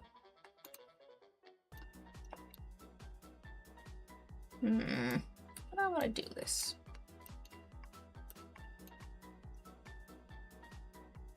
How weird does that look? Does it look weird when I have it like that? I like to make and share videos. Even when you start up your crafting videos, you're not aiming to make money from them. You do plan to sell stuff, but that's separate. Yeah. Is it weird to have it that far down in the corner? Or is it just kind of artistic? We'll just say that it's on purpose. It's the vibe I'm going for sure. And not just me trying to crop out a different dye that I didn't want in there. Yeah, that works.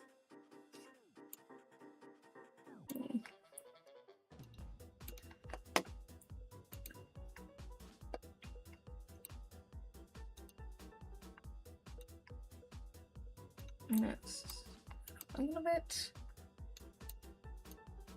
The residents, you were like, well, might as well film what you're already doing. If you manage to get monetized, eventually that'll be sweet. Yeah, exactly. It's like a little bonus extra.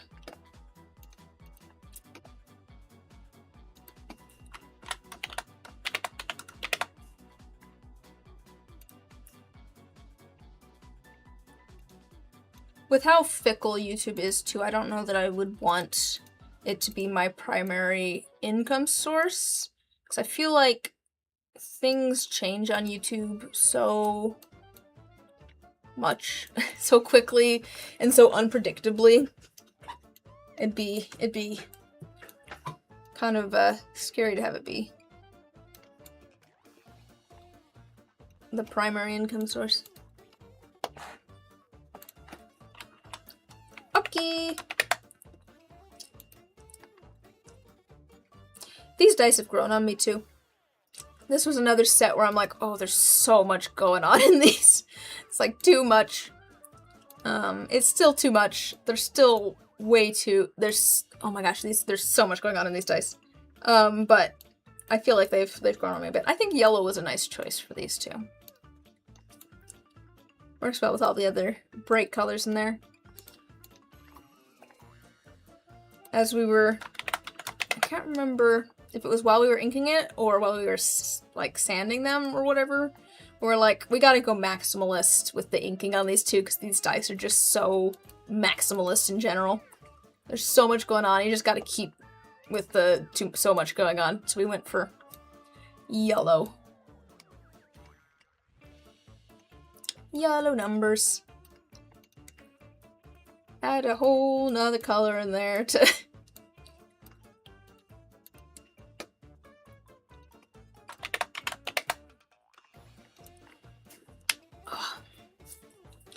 I think probably... I mean, we'll see, but I'm thinking probably 4 hours is going to be about my maximum. So we've been going for about 3.5 hours now.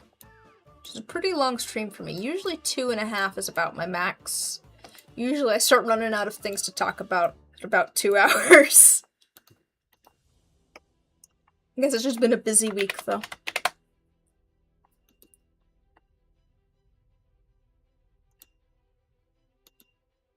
Yeah, that was better.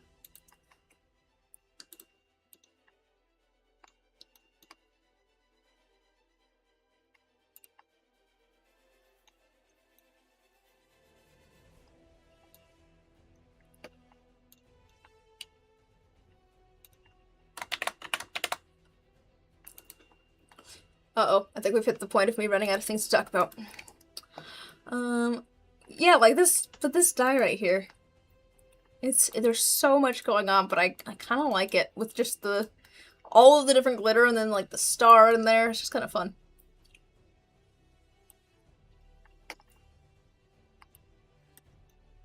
No, that's too much.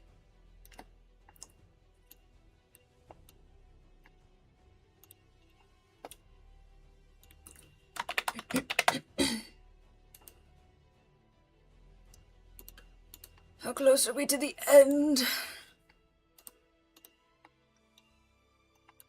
How many more photos do I have to edit? I've aged 27 years. And the time it has taken me to crop all of these photos.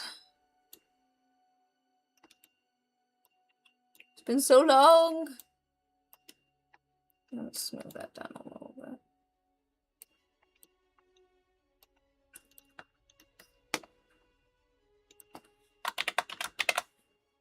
I'll probably need to edit together actually a little image for this one too.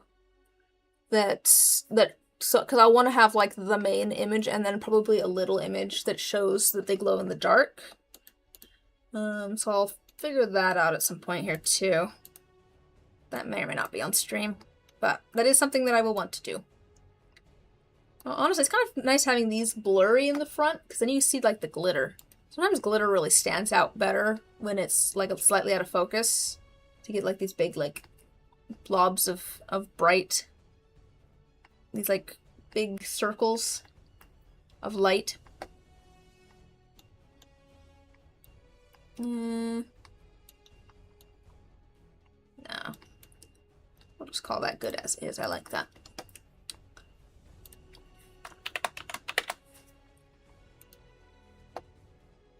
Yay, so sparkly. Look at that, so sparkly.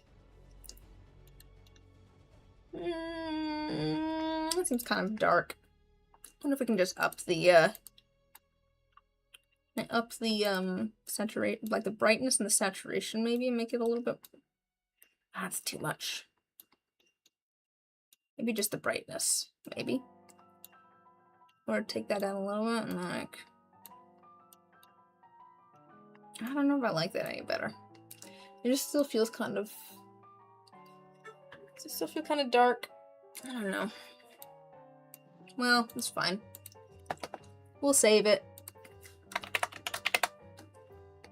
It won't be the cover image, it'll be fine. Don't like that photo. Oh, here we go. Alright.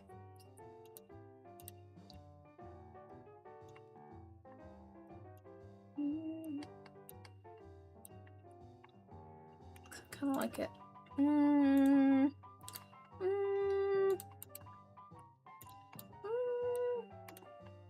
Yeah, I think that's good. Kind of feels like it's spilled out.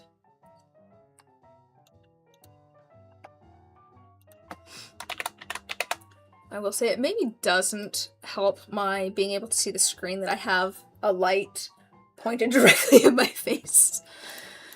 Oh, that's a little bit better. I feel like it wasn't as noticeable when it was a little bit brighter outside. Like, noticeable for me, that is. As it's been getting darker outside, I feel like I'm seeing all of the dust on my glasses more and more.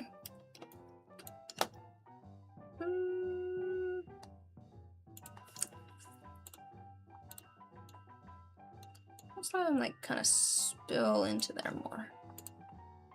Maybe? Oops. I think the angle's better.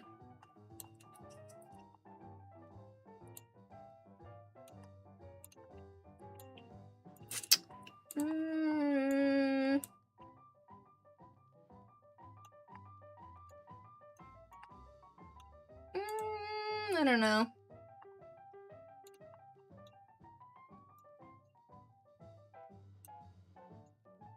I'd maybe rather have more of the dice. Maybe that. I don't know if I like that one at all. Let's just, I think I'm okay without that.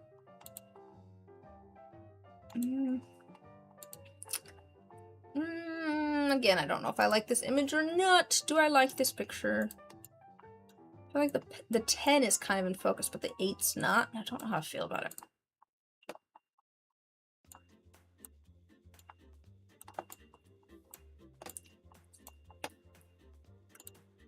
The brightness maybe fixed it. All right, how many sets actually have we just? We've got a set of raw dice. We've got 2 sets of raw dice. Oh yeah, we could definitely. Actually, wait, is this the?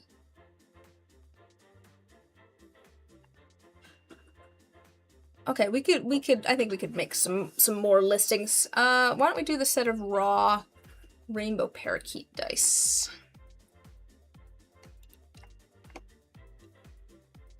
Oh, did we not? Oh, is this one? What's going on with this one?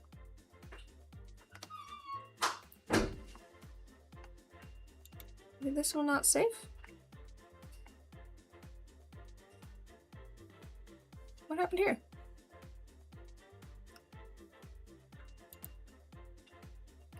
Make sure I don't click on orders. Status draft. Oh, okay, there it is. Yeah, okay, it is here. Good. It was looking all funky. Okay. So let's make a set of raw. We'll do a raw set of raw dice.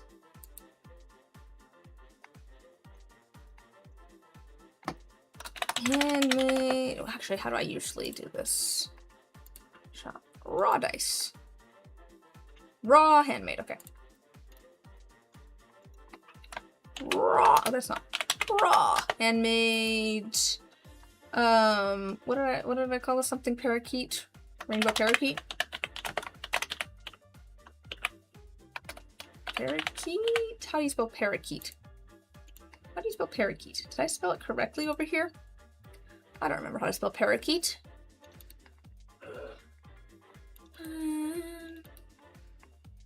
That's not it. Is that how you spell parakeet? I might have spelled it wrong. P-A-R-A-K. Oh, that is how you spell it. Parakeet. Cool.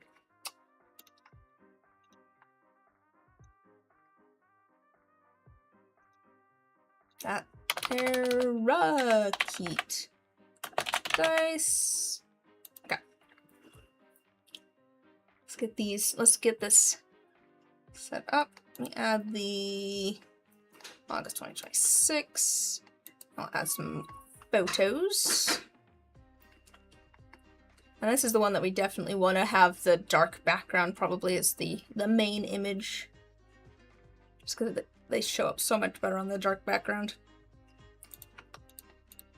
But we'll have them on the light background too, just so you can see people can see what they look like.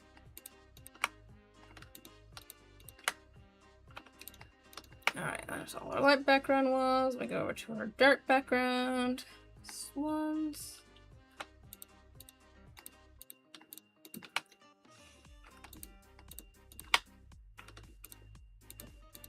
Alright. Sweet.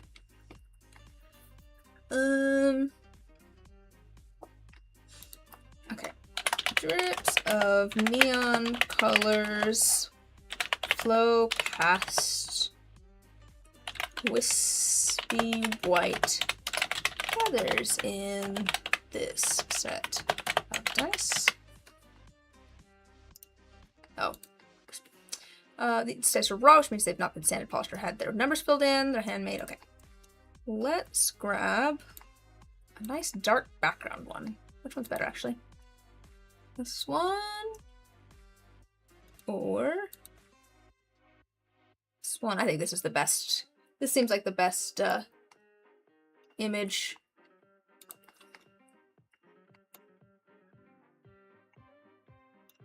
So we'll have that be our main image, and then we will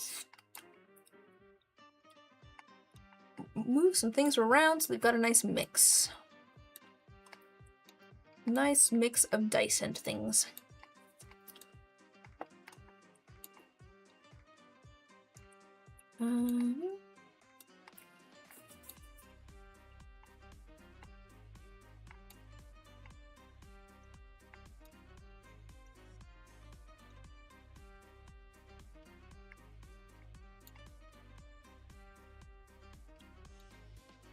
And like I said before, I'm just kind of trying to like mix things up a bit so that we've got not two of the same right next to each other.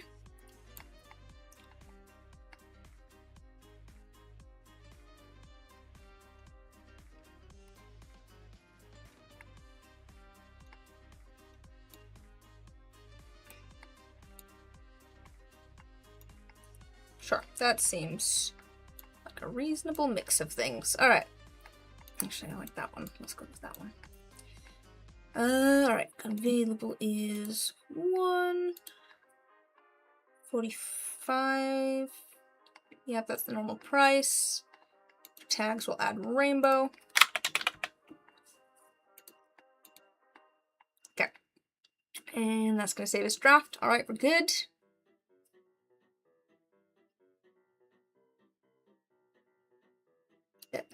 Yes. Which one's the next? Okay, which one do we have? Oh, we've got our paint water set. That's also a set of raw dice. Oh, we gotta let this save though. My computer is working overtime. I can hear it. The fan has been whirring since I started streaming. It's like, so many images. Why? Why are you doing this to me? Oh, my arm's getting tired. This is part of the reason I don't play a lot of video games. It's because at a certain point, my arm just starts hurting.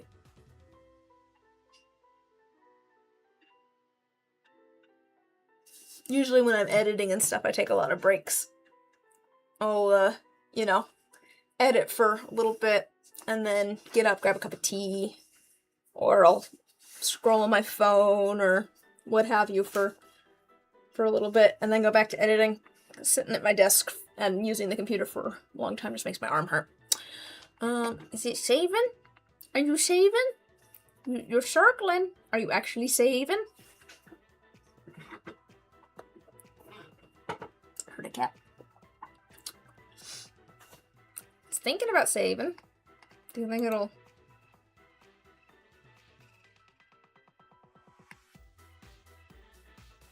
I think it probably saved, because I think it would have given me a weird... Ah, yes. There it is. Alright, let's make another set of raw dice. This is going to be... duplicate. This is going to be our raw, handmade, artists, paint water dice. I don't know if paint water is an actual compound word, but I feel like I can make it a compound word if I try hard enough. It works. You know, people will understand what it means. That's the important part of language, right? It's like, it's there to convey an idea, and people will understand what that idea means. That's the important thing. We don't have to get into the whole two schools of thought of the purpose of language, but, you know. We can argue it later. Whether language is about consistency or about understanding. Depends on who you talk to. Okay.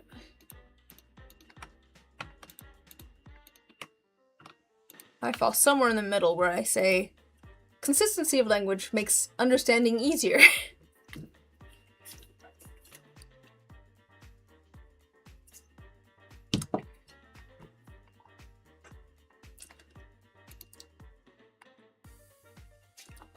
I feel like I'm very pro creating words that make sense, but also I'm all for using spelling and grammar that have been agreed upon so that people can understand what you're trying to say. Let's see here. I'll put some of these ones that are on a darker background up here.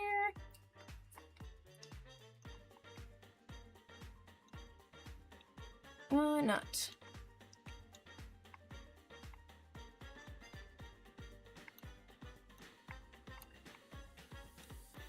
Some of these ones that show off the... Yeah. Kinda don't mind this one that's it on a dark background. Let's add that one. Sure. Yeah, that seems good. This is also, I feel like I've got a whole rainbow theme going on with this shop update, but I think I just like bright colors. There's also a lot of like purple going on with this shop update. Okay, everything's good. Oh, inky colors mixed together on the surface, onto surface. Inky colors mixed together on the surface of these dice, resting on a base of shimmery white resin. Yeah, inky colors mixed together on the surface of these dice, resting on a base of shimmery white resin. Seems easy enough. That seems like an explanation of this. Sure. I think you've got everything. Save that. We'll let that think for a second. We could do our dark cosmic forces, or whatever I called this one. The purple ones. Just... You hear my wrist click repeatedly? Is it supposed to do that? I can click my... That's my pinkies. That doesn't feel very good either. What did I call this? What did I call the purple ones in here? Shop there. Creature from the depths. That's what I called it. Creature from the depths. Okay. So that's just an actual set of dice. So copy that.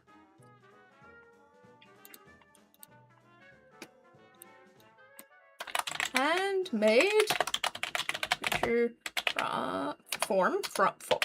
from depths dice.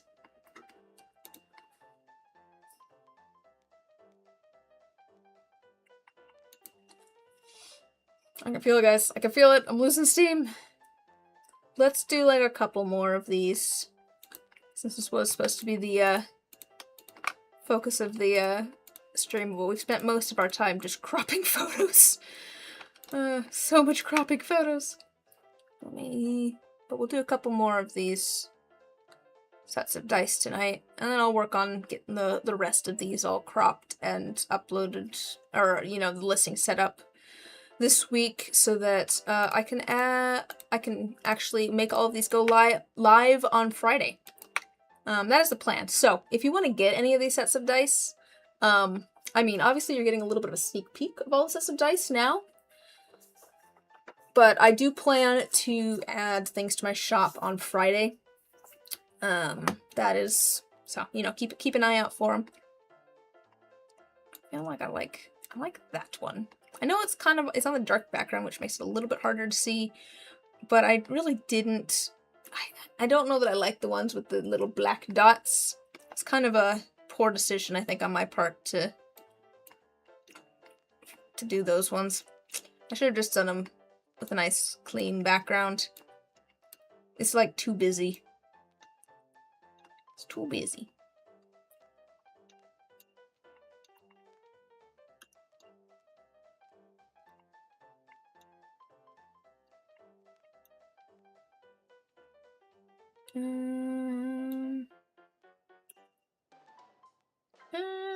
We'll go there.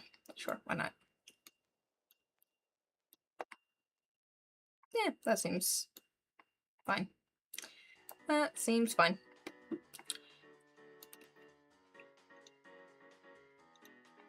Back, had to make some sandwiches for dinner. I think I can smell dinner cooking right now. Yep. I expect that I will probably have to go at some point for food. I was just saying that I think I'm gonna make a couple more listings and then we'll probably call it, because it has been almost 4 hours, and I'm starting to lose a little bit of steam. Inky, dark inky tendrils.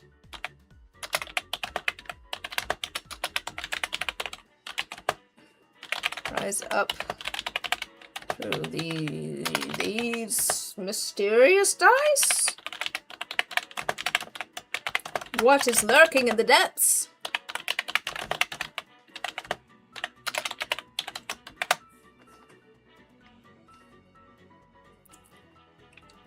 Sure.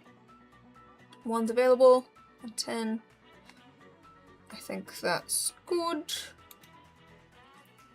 And what else did I have? Long stream. Yep, we get a long stream. You guys get a long stream today. Oh, we've got our unicorn spit. And I think that's the last one we'll do tonight. I think we'll do the unicorn spit and then call it good. Because my arm's getting sore. Yeah, I was thinking that I wasn't... Oh, is the audio okay? Because it's being funky. We good? Okay. Sometimes it just, like, the light turns on like it's broken. That you'd think that the light would turn on when it wasn't broken, but it looks like the sound is just continuously going. Do let me know if I just broke it. What was the last one I said? Oh, yes, the unicorn spit.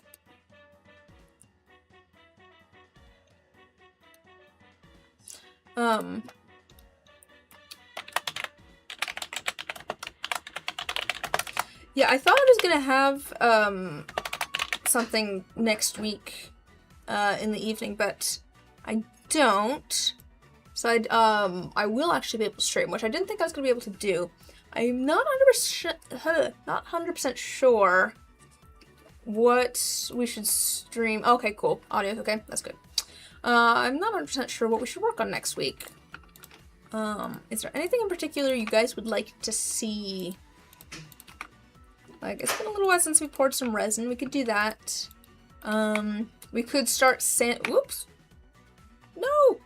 I think I accidentally double-clicked or something. No! I want more! What did this go up to? Went up to that one. Alright. Generate image? What? I'm so tired of the weird AI. Why would I want to generate an image? I think it was up to that one.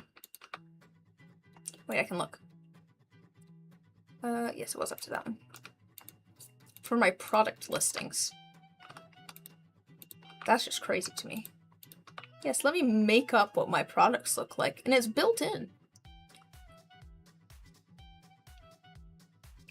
Who needs real product photos when you can just make up product photos for things that don't actually exist? I'm salty this stream, apparently. I could work on the vest. That might be nice. It's been a little while since we've worked on that. That's really just a stream project. So no, I haven't worked on it since the last time we streamed. That might be good. It's been a while since I've worked on that. It'd be nice to get a little bit more done. Yep. I do like that idea. I do like that idea.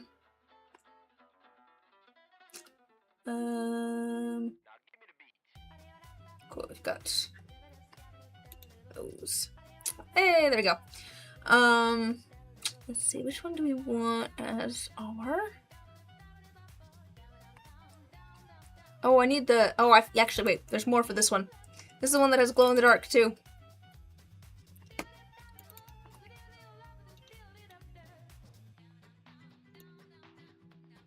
Alright, so maybe we will, maybe we'll work on the vest next week. I like that idea.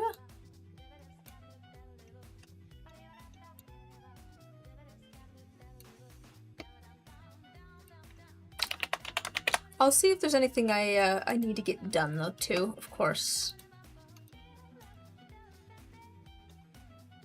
But it's kind of fun sometimes working on the, not directly making dice projects on the streams. This is probably going to be very similar to that other picture that I just saved. This is the one where I'm going to need to go and make a... I'll need to go and kind of edit together a picture. I guess we could do that as our last thing. Should we make the cover image for the set of dice together as our last thing? Open up a... Actually, just let me see that. That'll be a good thing for you guys to see, I guess, as a send off, I guess, so we can actually finish this last listing. Actually, I'm gonna crop this one really close so that I can put this as the example in the bottom corner. Maybe of that, and have people recognize what it is. Ooh, this one might be good actually.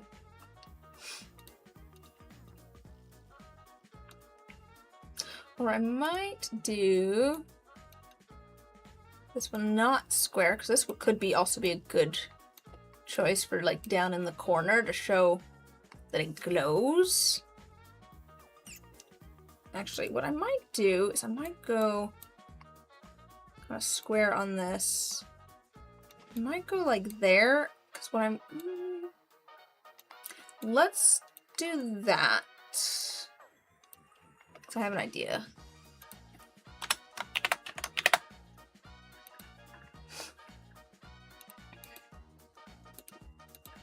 Okay, so what I need to do is let's find a good image of those. So probably like this one. I'm gonna open this with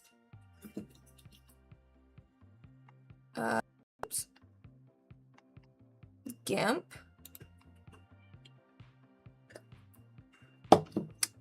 I've realized that they've... oh no, it's just... yeah. Oh, my computer's gonna be so unhappy that I have all of the images and a stream going. Ooh, let's see how this goes. It's opening. Sometimes my computer, if I have too many, like, highly graphical things open at once, it just, like, does not know what to do with itself. And my computer will do some weird things. So if I, like... I've learned not to open, like, a bunch of different things at once, because I found at one point that if I was watching a YouTube video while working on editing a video, and then also would, like, open an image file to edit it, my computer would just go, wah! And, like, it would just glitch out all of the images that you could not see any of them. My computer also sometimes does weird things where, like, I don't know, my computer gets overwhelmed and my audio desyncs by like 3 seconds. So if I click on anything, it takes like 3 seconds for the audio to play, and it's just like off. So if I'm like watching a video or something, the audio is just lagging 3 seconds behind. Maybe not 3 seconds, maybe it's a second, but which is still significant, and everything is just, anyways, then I have to restart. But yeah, sometimes my computer gets a little bit confused. Is it going? Is it actually starting? Are you going? Maybe? So this is an image, like a image manipulation,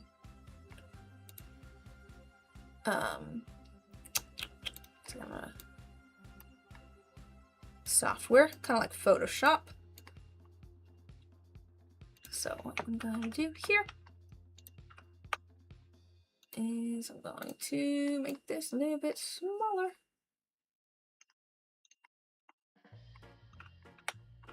What I'm going to do is, let's see here. Let's see if I can, like, trim this.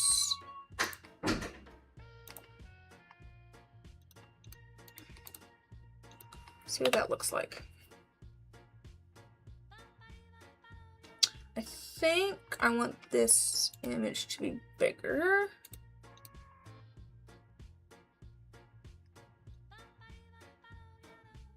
Yeah. Scale. Kind of like the old Kung Fu movies that were dubbed in English. Wait, why did that get... Oh. I didn't want that. Let me just select. None. That's why it's being funky. Yes, it felt very much like the old Kung Fu movies that were dubbed in English. Where it's like, yeah, not matching the lip flaps at all. Or, yeah. So, something like that. I might even move this down a little bit. But something to show, like some little corner to show that it glows in the dark. I've done things before where I have it like line up, but I think this gets the point across that it glows in the dark. And then I can use this as like the cover image. So let me just this is, yes, okay. I'm just gonna call it 3. Export. Export. And I don't need that. Okay. And let me add that.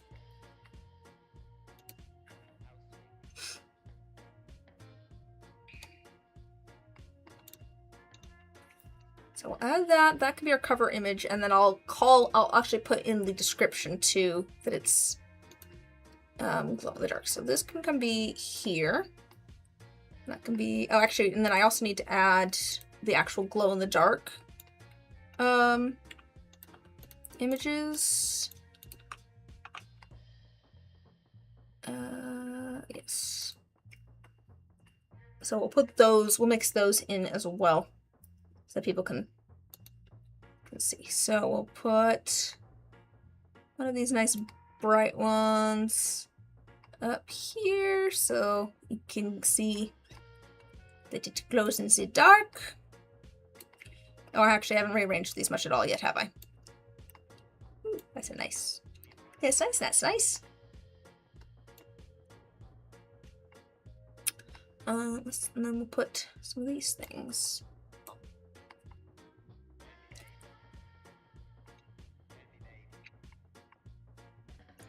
Okay. Now I have like Kung Fu Panda music stuck in my head. I hope you know. I don't know why that was where it ended up. Let's kind of duplicate. But that's where my brain ended up, was with Kung Fu Panda.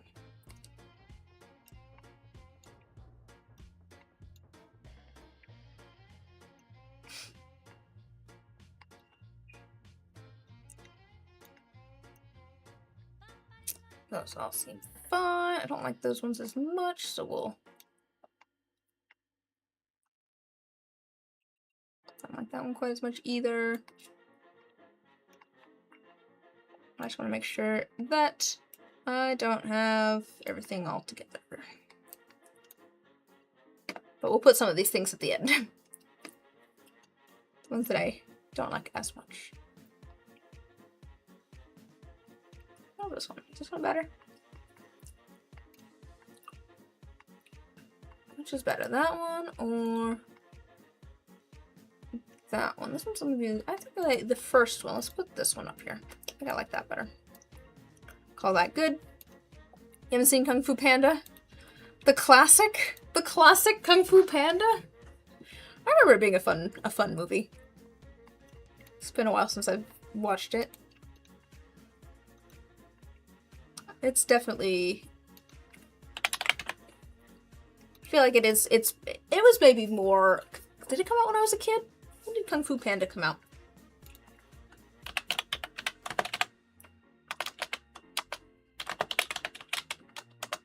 Oh gosh, how many are there? Kung Fu Panda. 2008. Well, so I was maybe a little bit old, but I would have been an 8th grader when it came out.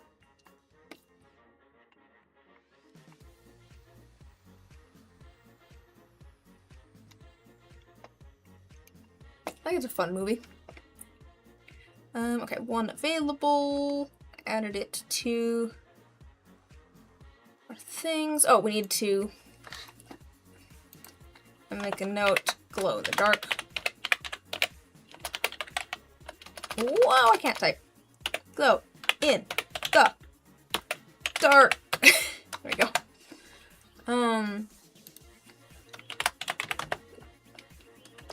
What isn't in these dice?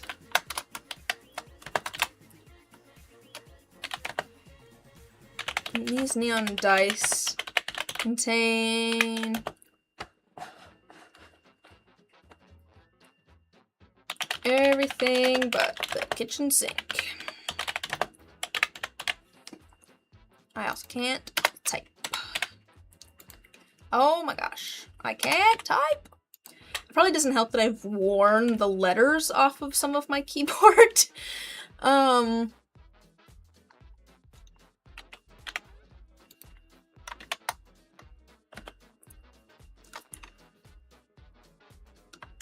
Chock full of glitter.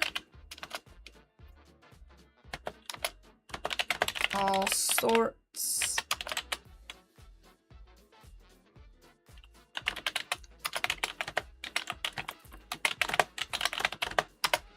Let's see.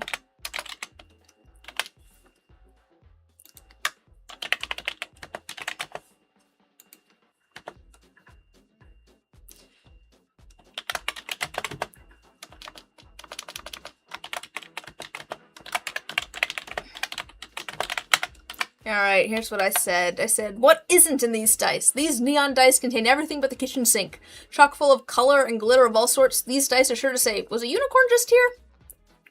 There you go. Inked in a shimmery gold, shimmery yellow.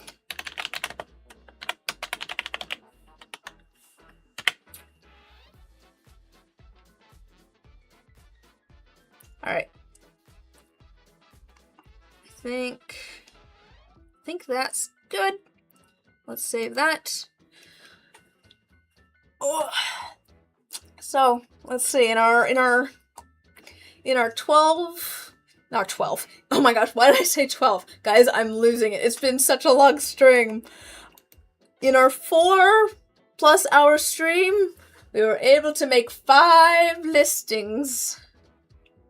Aren't you proud of me? We made 5 listings.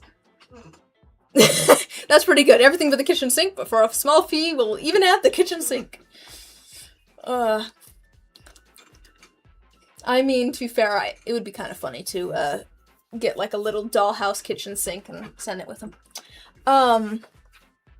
Yeah, we got a lot of the pictures cropped. I've still got a lot more to go, but that's fine. I'll do that on my own time. That might be a project for like tomorrow and the day after. I'll do a lot more cropping. But I appreciate you guys hanging out while I worked on this. Hopefully you guys enjoyed this slightly different stream. Definitely haven't done this before, so it was trying something new.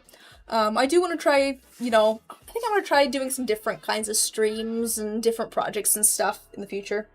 Just try some stuff out. I feel like it's just fun. I should be back next weekend, maybe working on the vest that I've been embroidering for years, slowly embroidering for years now. Maybe something else depending on my mood and also what I need to get done. So hopefully I'll see you guys then. But I think that's gonna do it for today. Have a good rest of your day. I'll see you guys later.